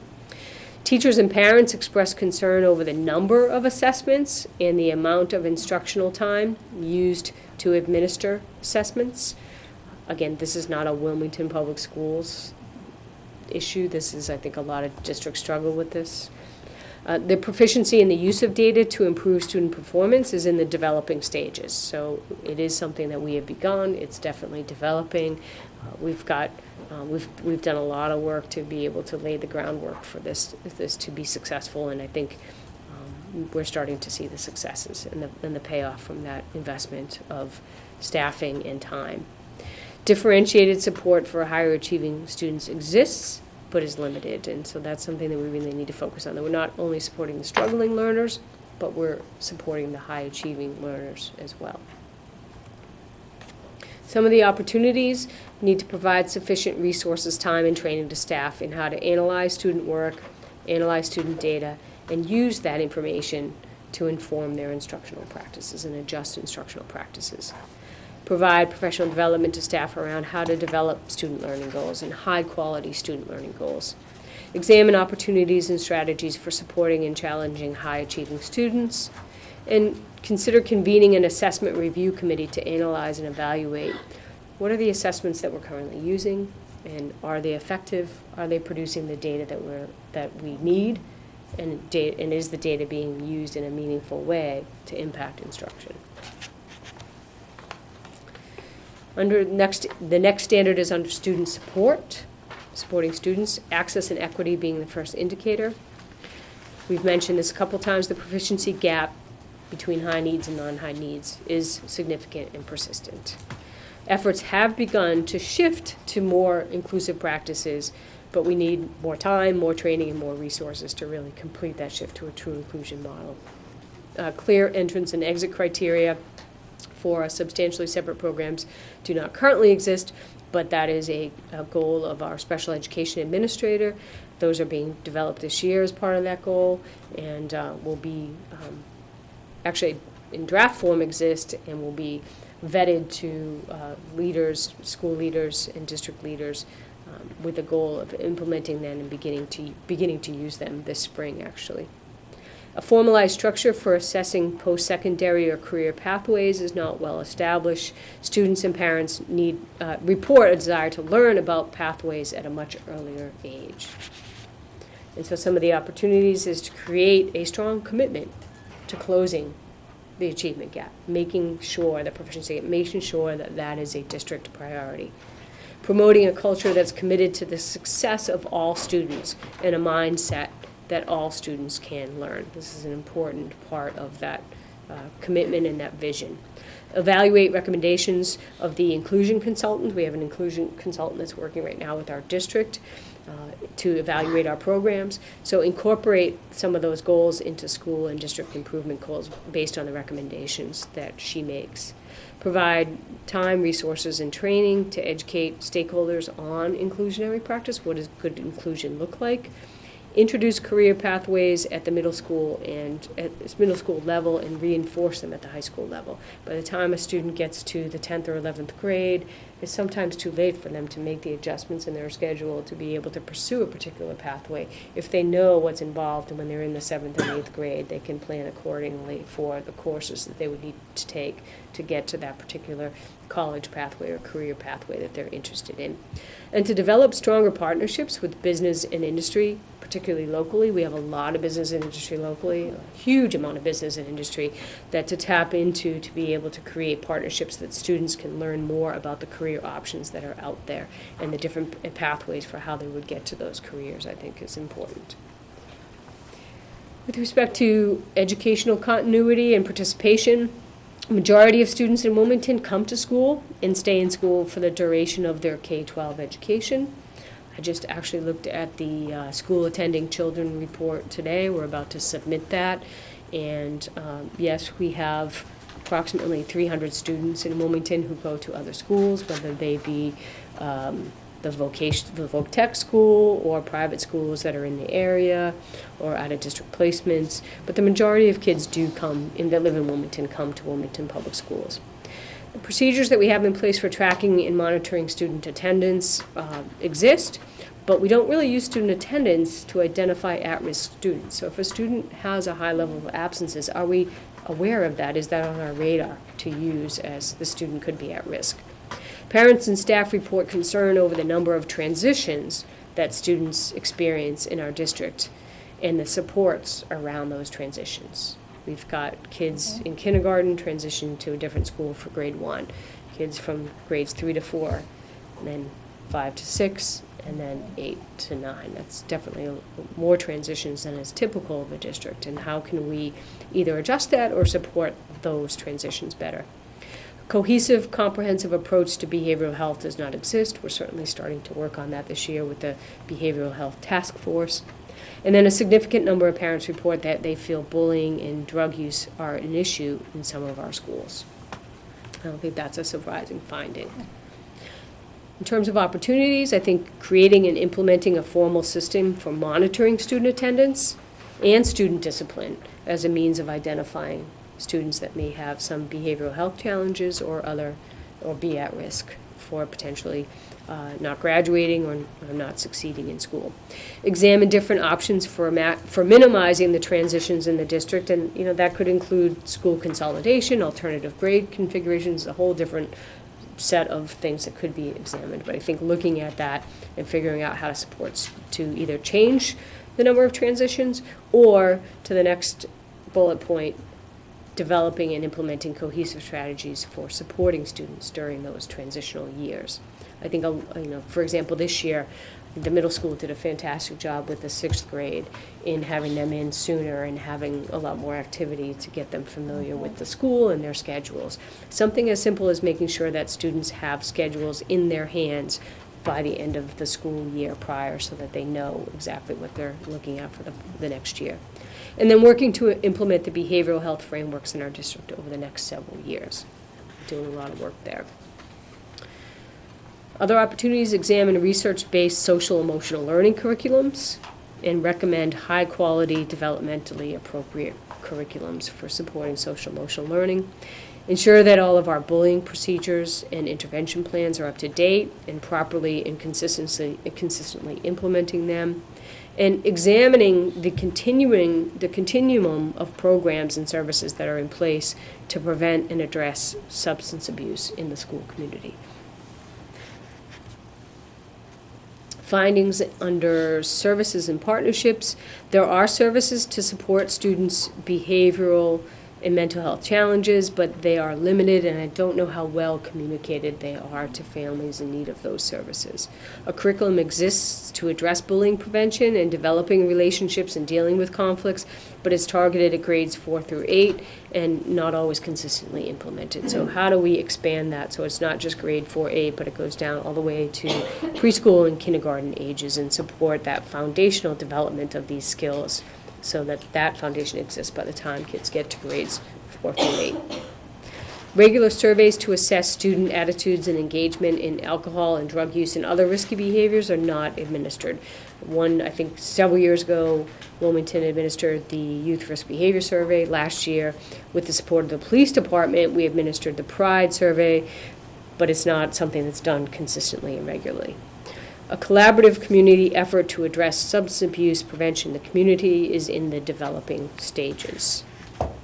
So some of the opportunities: develop those strong partnerships with community agencies to support behavioral and mental health challenges. Administer the CDC's Youth Risk Behavior Survey on a regular basis, so that is administered in school districts on a biannual, every other year basis. We're actually going to administer that this year. It's administered always on the odd years, so 2015, so we will be administering that to all students grades 7 through 11. The School Wellness Advisory Committee is taking on that responsibility. We'll continue collaborating with the Wilmington Substance Abuse Coalition to implement a strong substance abuse prevention program. On that, just a side note that the town manager, assistant town manager, myself, Shelley Newhouse, Deputy Chief Donovan, and Terry Marciello all went to Reading last week, and we met with officials in Reading and learned all about the Reading Coalition Against Substance Abuse and the efforts that they undertook. They have a very strong effort in place. They were fortunate to receive a lot of federal grant funding, but even absent that, I think they provided us with some of the steps that they took to be able to make it a very strong community-wide effort. And so we learned a lot, and we're meeting, I think, late March. We're convening as a group to figure out what our next steps are for Wilmington. And then to examine other means, including CARES, to support students' behavioral, social, emotional, and recreational needs in the district. Safety, in terms of safety, the district commitment to student safety is very strong, and that's evidenced by the early adoption. Wilmington was I believe, the first district in Massachusetts to adopt the ALICE protocols. You were the lead, and a lot of districts followed in step. Scott Sensabaugh has been tremendous in sharing his knowledge with other districts, but we were fortunate to have him here in Wilmington to lead that effort too. There have been a lot of recent investments in security systems at all of our buildings. There are district and school safety teams in place, and the district safety committee this year has representation from every single building in the district, which is really important to the success of that effort.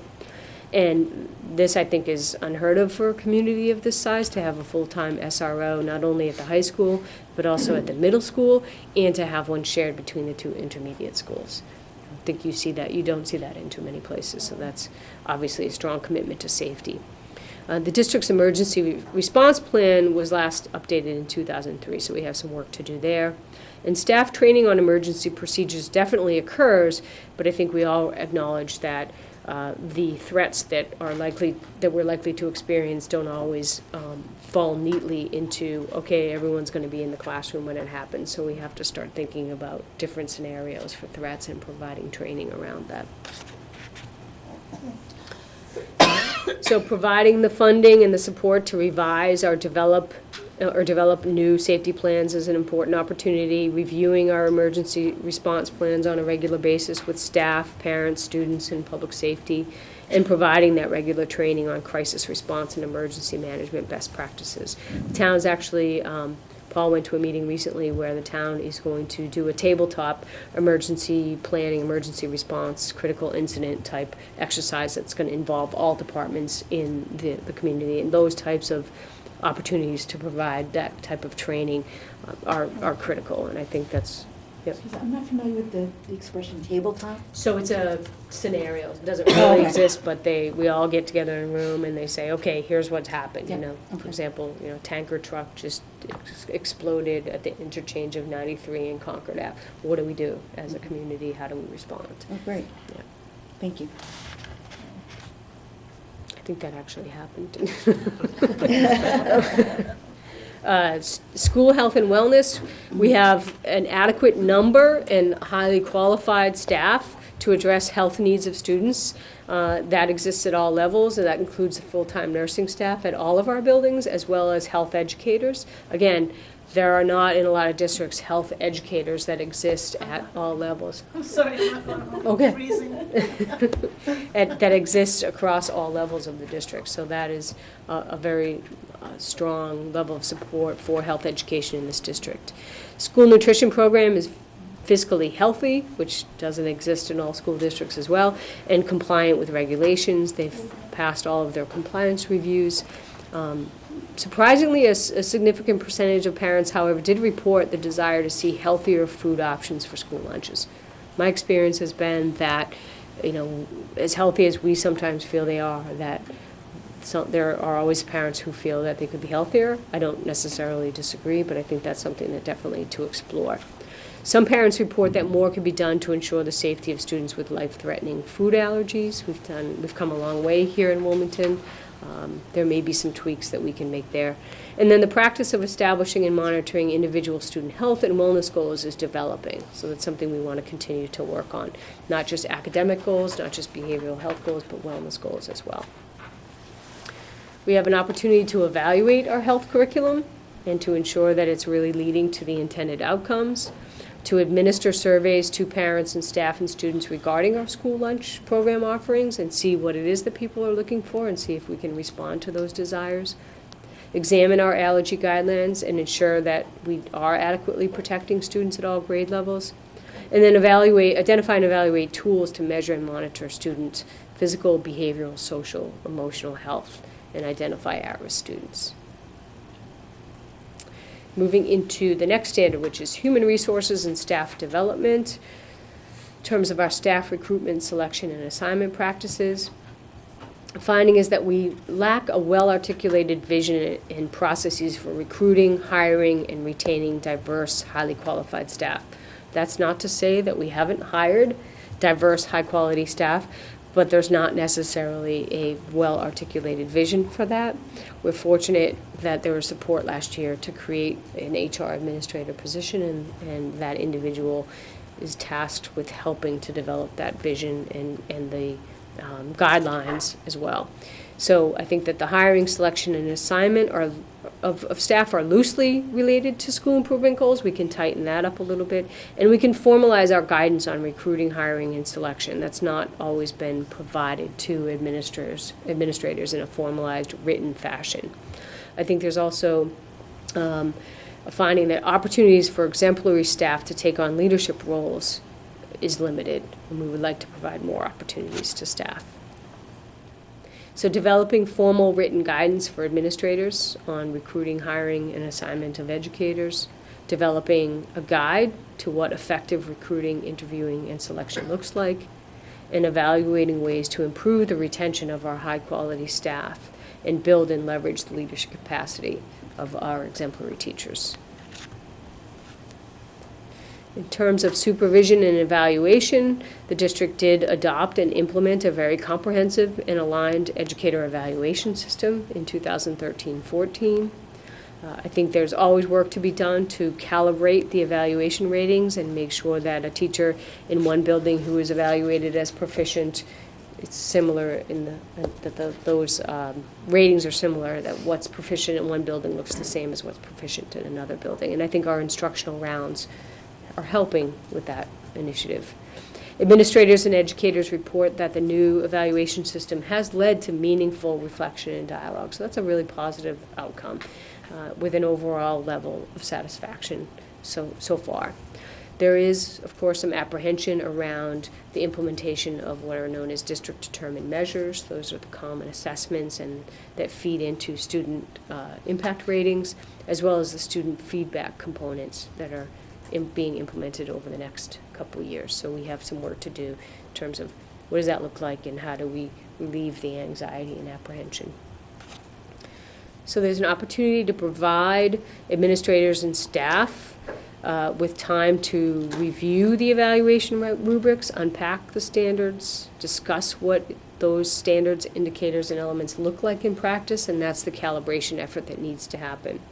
We want to continue to provide professional development and collaboration time for teachers to strengthen their professional practice and student learning goals and make them even more meaningful to their growth and development and to the success of students, and to support educators around refining, implementing, and tracking common assessments, which is another word for DDMs, and using data to impact instruction.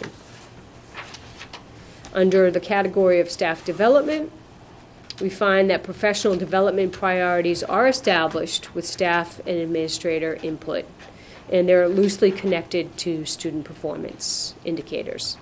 Professional development offerings targeting specific strategies to address proficiency gaps have been limited, though. Targeted job-embedded learning has not been a major focus of the district. A lot of our learning has been done through Wilmington University, through external providers, but providing job-embedded, so in the classroom, coaching type professional development is a really effective way of delivering professional development to teachers that's meaningful and impactful. Professional development opportunities for support staff, and by that I mean secretaries, educational assistants, those have been limited and not necessarily targeted to their specific needs. And reliance on Wilmington University to address district-wide curriculum and instructional initiatives has limited the widespread adoption and effective implementation of some of those programs. So for opportunities, we want to ensure that our annual professional development plan reflects the needs based on student data, teacher goals, and improvement goals, identify professional development needs for support staff, and make sure that we're providing them with those differentiated opportunities. Evaluate ways to incorporate more job-embedded type peer observation, collaboration, instructional coaching into the school day, and ensure that that appropriate and pervasive or universal training is provided whenever there's a new curriculum program or instructional strategy to be implemented. And I think, what we're doing with the Envision Math program is a perfect example. There's actually training, the first training session will happen at the CIT day on March 13th, and all staff, all elementary staff, including special educators and administrators, will be involved in that training. And that's the way that type of PD should be rolled out, and that will continue into next year as well. In fact, the school schedule, the school calendar that you see for next year, and some of the shifts that have been made have been to provide more of that upfront training to elementary teachers in the early part of the year. The last standard is fiscal and asset management, and first indicator being comprehensive and transparent budget. I think that a clear and detailed budget document definitely exists that accurately accounts for all of the funding sources in this district. The narratives that are used to explain programs and cost centers and line items and how they're linked to student achievement and student and school improvement goals is limited. Part of that is a timing issue. We put out school improvement plans in October for the current year. We don't do it in the prior year, so to have a budget be a year ahead and then the improvement. So I think a lot of districts struggle with that, but I think that we can do that by extending school improvement plans to be sort of multiple year goals so that we can align those resource requests to those goals. The budget is developed through a participatory process. I think a lot of people, school councils are involved in that, school committees involved in that. But I think stakeholder input into budget priorities could definitely be expanded. So to get more feedback on not what should go into the budget, but what should be our priorities as we develop the budget. So working to incorporate best practices for budget development into the budget document, ensuring that the narratives are there to explain and support the requests that we're making, including performance measures that link our spending to student achievement, and expanding stakeholder involvement in the development of budget priorities. In terms of the adequacy of the budget, I would say that the local appropriation has been sufficient to meet the educational needs of the district. Per pupil spending exceeds the state average by 2%, and the net school spending is consistently above what's required by the state for Wilmington Public Schools. We do, however, lack a model or methodology for performing regular and systematic analysis of cost effectiveness and efficiency. So some of the opportunities: develop a model to analyze per unit expenditure. That's how you're evaluating some of that. Are we spending efficiently and effectively across schools and programs? So look at per unit expenditures at each building and for each program. Regularly analyze per unit expenditures to identify opportunities to improve efficiencies, and engage in a regular process of benchmarking expenses so that we can compare building to building, program to program, and even our district to other districts, which helps you to identify opportunities for cost savings and improved efficiencies. Indicator cost-effective resource management. Administrators are definitely attentive to how their resources are managed, and they are engaged in the process of prioritizing resource allocations across the district.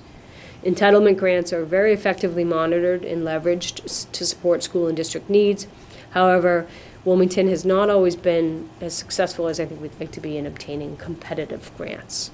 The district has strong community partners that really help to support our school and district needs. WEF, School Business Partnership, PACs, being among those.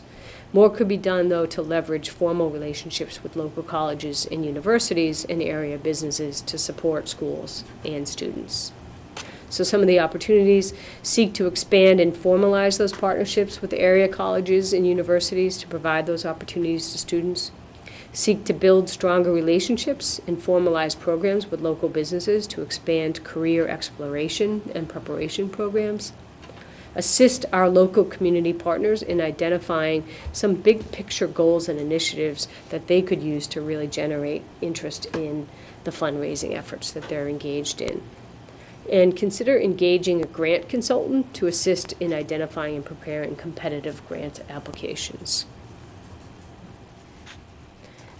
Finally, financial tracking, forecasting, controls, and audits. So the district employs very strong financial controls to ensure that the spending remains within the budget and has highly qualified staff in place to manage district assets. Budget forecasts and reports are produced monthly for executive review and provided to the school committee on a quarterly basis. State reports are completed in a satisfactory manner, and they're submitted in a timely fashion with very few audit findings. Procurement procedures are in compliance with state laws and regulations, although I think that formal written procedures don't necessarily exist, but the procedures are known and they are utilized, but I think, again, to the point of having things in writing, that's always helpful. The accounting system that's utilized by municipal departments, including the school department, does not support all of the financial tracking, forecasting, and reporting needs. Certainly not the sort of best practice needs that we have in place. So in terms of opportunities, developing those written financial procedures to guide central office staff as well as administrators and building support staff. Ensure that all of the members of the financial team are appropriately licensed and certified, whether that be obviously Paul licensed as a school business official, which he is, having people licensed as procurement officials.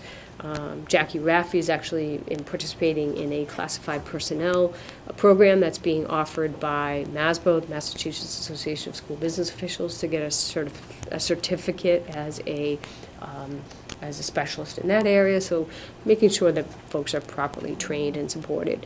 Working with town to evaluate the options for updating or implementing a new financial accounting system. Oh, I said finally, but I forgot. Capital planning and facility maintenance. So the facilities are clean, they're well maintained, but they're obviously aging buildings, and that aging infrastructure in many ways does not always support the most ideal learning environment. A number of untapped opportunities for improving energy efficiency in the buildings definitely exists. We have preventative maintenance programs in place, but I think that we could incorporate more regular updates to input from and communication with school and district leaders around those preventative maintenance programs and initiatives. A comprehensive capital plan does exist. Its scope is limited to 5 years. It's not necessarily a formal definition of capital, nor a written rationale for how capital requests are prioritized. And there's no targeted funding goals for annual capital appropriations. What I mean by that is in some school districts, some municipalities, what they will establish is that they will fund they will take 5% of their net available revenues, for example, and they will use that as their target for funding capital appropriations. So if it's an $80 million town budget or net revenues, take 5% of that, $400,000, whatever it is, that will be $4 million. That will be the amount that is targeted at capital appropriations. We don't necessarily have that type of stated targets for funding capital appropriations. So some of the opportunities perform energy audits on our buildings and identify those opportunities for high return on investment, energy conservation opportunities. Develop an energy management plan that's based on those audit results.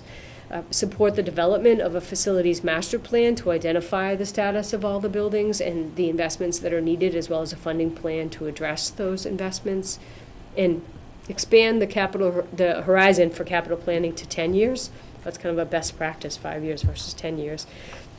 Develop standard definitions for what is capital and a standard rationale for how we prioritize capital requests in the community, and then seek to establish annual funding targets so that we know what the approximate pool of money is that we're going to commit each year for capital investments in the community.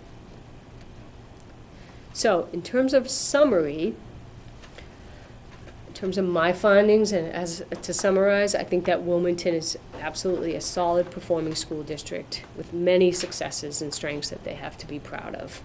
The challenges that confront Wilmington Public Schools are really similar to those that confront districts across Massachusetts, if not across the entire country. I'm very grateful for the very extensive, honest, and candid feedback that I've received during this process, and very impressed with the level of engagement by all the stakeholders in the process. In terms of next steps, communicating the entry plan findings to the stakeholder groups. My next step, of course, you being the primary stakeholder groups, but I spoke to a lot of different people during this process, including staff at the buildings, Board of Selectmen members, Finance Committee members. So I think now I feel an obligation to say, here's what you told me, here's what I think I heard. Did I get it right? Before we sort of set to the task of prioritizing what I heard. Did I get it right? Conducting visioning activities with staff, parents, and communities. What is our vision for Wilmington Public Schools? Let's actually come up with a vision statement for our school district. And from that should come a set of core values and guiding beliefs that we all subscribe to across the district, from building to building across the district. Reflect on the findings and identify the most critical areas for improvement. Our goal here will be to come up with a set of strategic objectives that will guide our improvement efforts over the next several years. We're not talking about 10 or 20, we're talking about 3 or 4 strategic objectives that are really the big areas of focus that we are going to prioritize. This is where we're going to focus our efforts. These are the things that are going to be our priorities. And then we have to have the courage as a group to say, I'm sorry, but that's not one of our priorities. So without risking not complying with state regulations, mandates, I think as a group we say, here's our priorities. Sorry, but that priority doesn't fall within that bucket. It's not to say it's not important, but this is what we're going to focus on right now to improve our school district. And then to develop the action steps and the plan for achieving those different strategic objectives. For me, the most exciting part is the vision. What does it look like? What do we want our school district to look like 3 years from now, 5 years from now? It is the year 2015. I have given a lot of thought to the fact that 5 years henceforth is 2020, and I don't know, I just got a little nostalgic and said, that wouldn't it be cool if we could have our Wilmington Public Schools Vision 2020. I'm a huge hiker, so reaching new heights together. I don't know where we'll end up, but this is the kind of thing that I think we'd like to see in this district, is that we have a vision for the next 3 to 5 years that is inspiring and really engages people in that collaboration and that desire to support and work together to get to the place we identify. Gets people excited. Exactly. The leadership team excited. They're asleep. Very nice. I bet you all thought I was leaving when I went to I didn't know how to not interrupt, but get it. Sorry, it was cold there. Oops, sorry. And again, I know that was lengthy. Yes, Mrs. Burns. All I ask is that when next we meet, if you could just do a summary, not be as detailed as Yes. you've done, just to kind of reintroduce it, so. And I can provide these slides to the folks who were not able to be here too, so it helps. If I could, I'd just like to, I think this question's on everybody's mind. Since you started working here, what are you doing with all your spare time during the day? This is an amazingly comprehensive document. It's fantastic. I'm very objective, too. Fantastic to read, yeah. Thank you. And when you think of all of this, and you all know too, on top of this, she's been in charge of putting the new high school together, what needed to be finished for the new high school. And we really can't personally, and I think collectively, we really can't thank you enough for all of that. It's very impressive. Thank you. Thank you. Thank you. Yeah. Thank you. I know I feel like we'd all like to say something about this, but in deference to the rest of the people, it'll be fun to come back at it. And maybe we're going to have to cut it up into little pieces and like kind of do something general next time, but then each of the sections That's not a bad idea. we could have on agendas coming up, each of the divisions, and talk about those a little more Sure. specifically. If you want to do that, so, okay, thank you. All right, and now we have, let me see, preschool tuition findings. Let me see. Yeah. Oh, we're going to reset the preschool tuition rates. Preschool tuition rates, that's correct. So you have a memo in front of you. The current tuition, right now, as you know, we have a half-day integrated preschool program, and with classrooms at both Wildwood and Boutwell. And the current tuition is $2,730 per year. We're recommending that increase to $2,800, and yes, part of that is rounding. Parents have said it would be nice if I could just write out a check for $280 over the 10 months, not $273. But the other piece of this that's really exciting for all of us, particularly I know Jen and Charlotte, is because they've been talking to me since July 7th, about this, that is the ability to offer a full-day integrated preschool program, which is actually the direction that a lot of school districts have gone in. And my former district, the majority of the preschool classes were full-day classes. It was the exception to have half-day classes, and I know a lot of districts are going in that same direction. So they have the room. They, for the most part, had the staffing. The tuition that they will get will cover anything that they didn't already have. So the good news is it's a budget-neutral proposal, but even more so, it is what's really in the best interest of kids to be able to provide this full-day preschool experience in an integrated setting for our special ed students to have typical peers in a full-day integrated program. And so the proposal here is for a new preschool tuition rate for full day of $6,000. Okay, Mrs. Burns?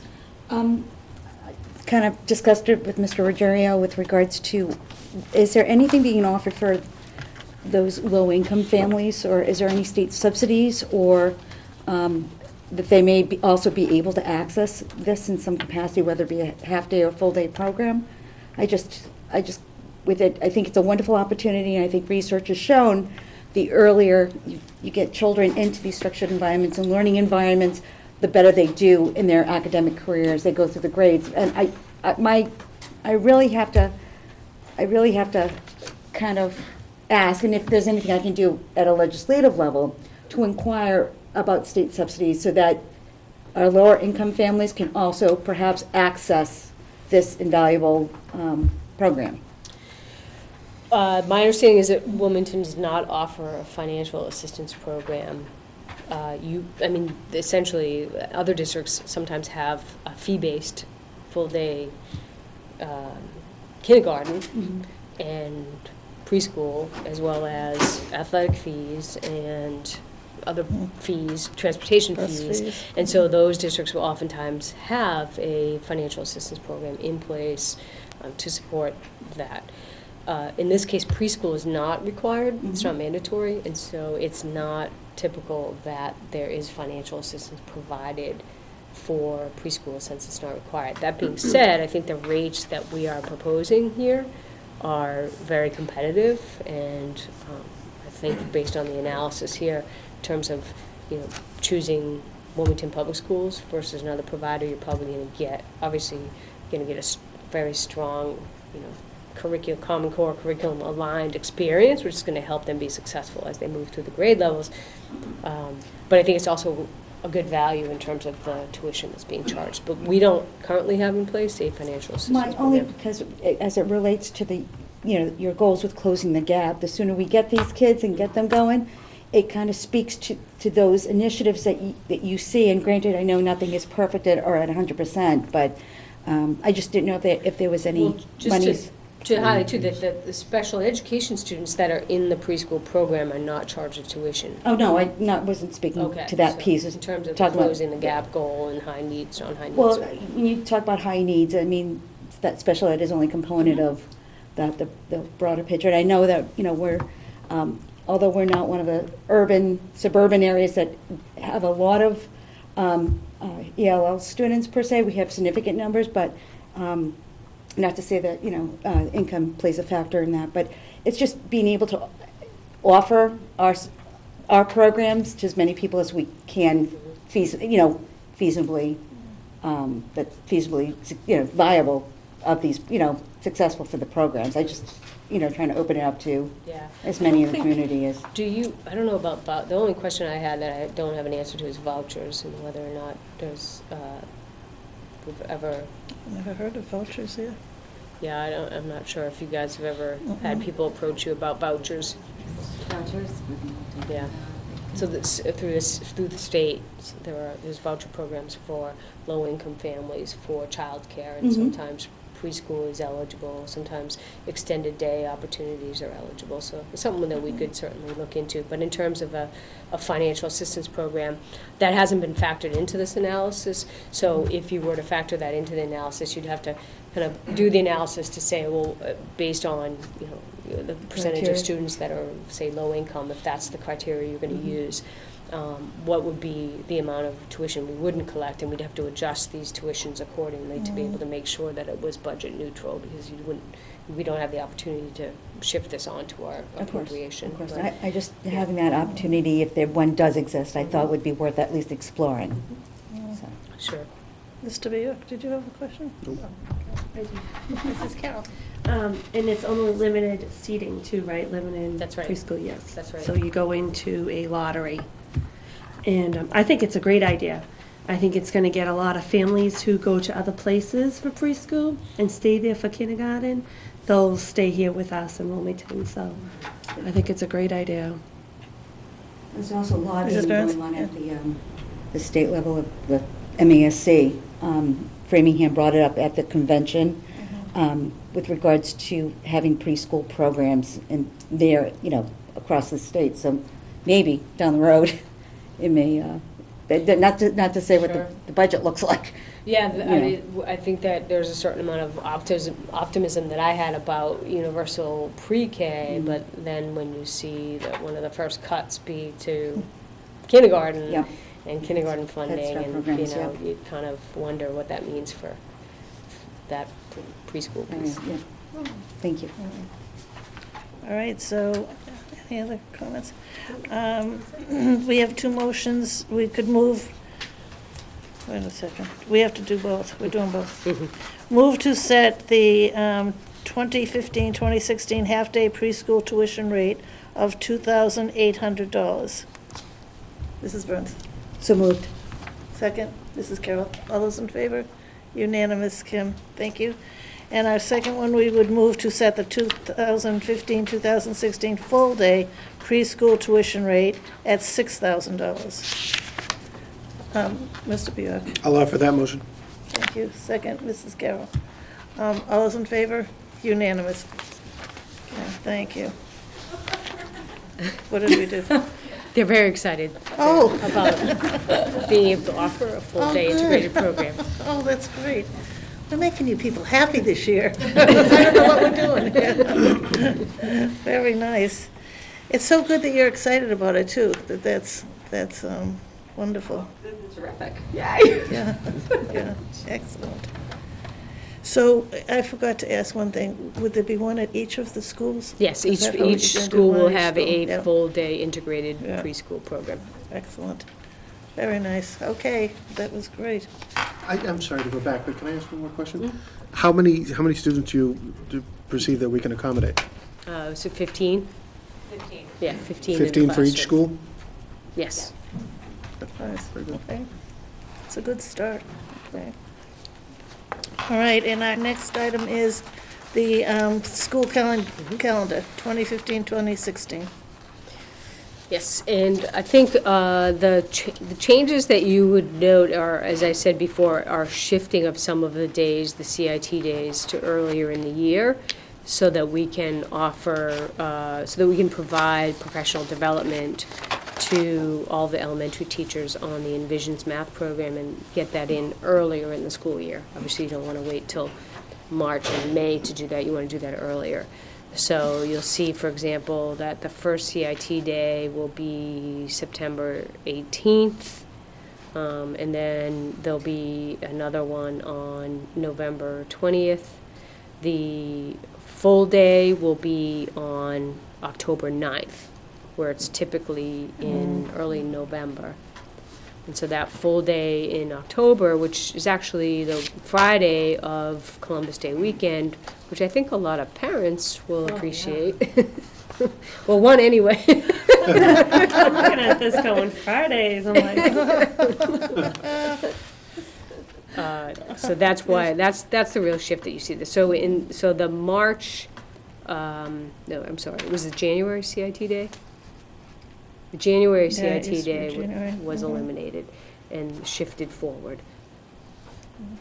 The one thing I was making sure of was, and then I thought we didn't do this, was the vacation, where Christmas is at an odd time of the week. It's on a But- Friday. Yeah, So the day before will be the first day of the vacation. right. And then the December went into January, you had to find the H over here. Yes, that's Days right, I'm like, that's right. why is this so New Year's Day complicated is to on me? Friday, that's correct. Yeah. That's Can I have good. another comment too? Yes. We're starting school back on September 1st. I can't remember when we started in September. It's always been August. August. Yeah. Labor Day, yeah. Labor Day is early. later. Or, Later, yeah, yes. yeah. Wow. I know. Very good. So if this were this year, we'd be in trouble now? But we're not having snow next year because we got it all this Okay. year. All right. Thank you. Well, we all heard that. We're all- You're not writing the Farmer's Almanac this year on top of everything else, are you? The initiation ritual will have been completed. Right? True. That's it. All right, then I'll accept a motion to, entertain a motion to accept the school calendar of 2015 to 2016. Do you have Mrs. Burns? Second? Oh, go ahead. I'm moving us. So moved. Mrs. Carroll, second. All those in favor? Unanimous. I don't know if it's just me, I don't know why I'm so cold all of a sudden. Have I been talking that much? Our next item of business is public comment. Any public comment? All right, Great job. Good comment. thank you. This is a little, that's so nice of you. Sorry. Very nice. Okay, We appreciate the support. We really do. It's nice to see you here, and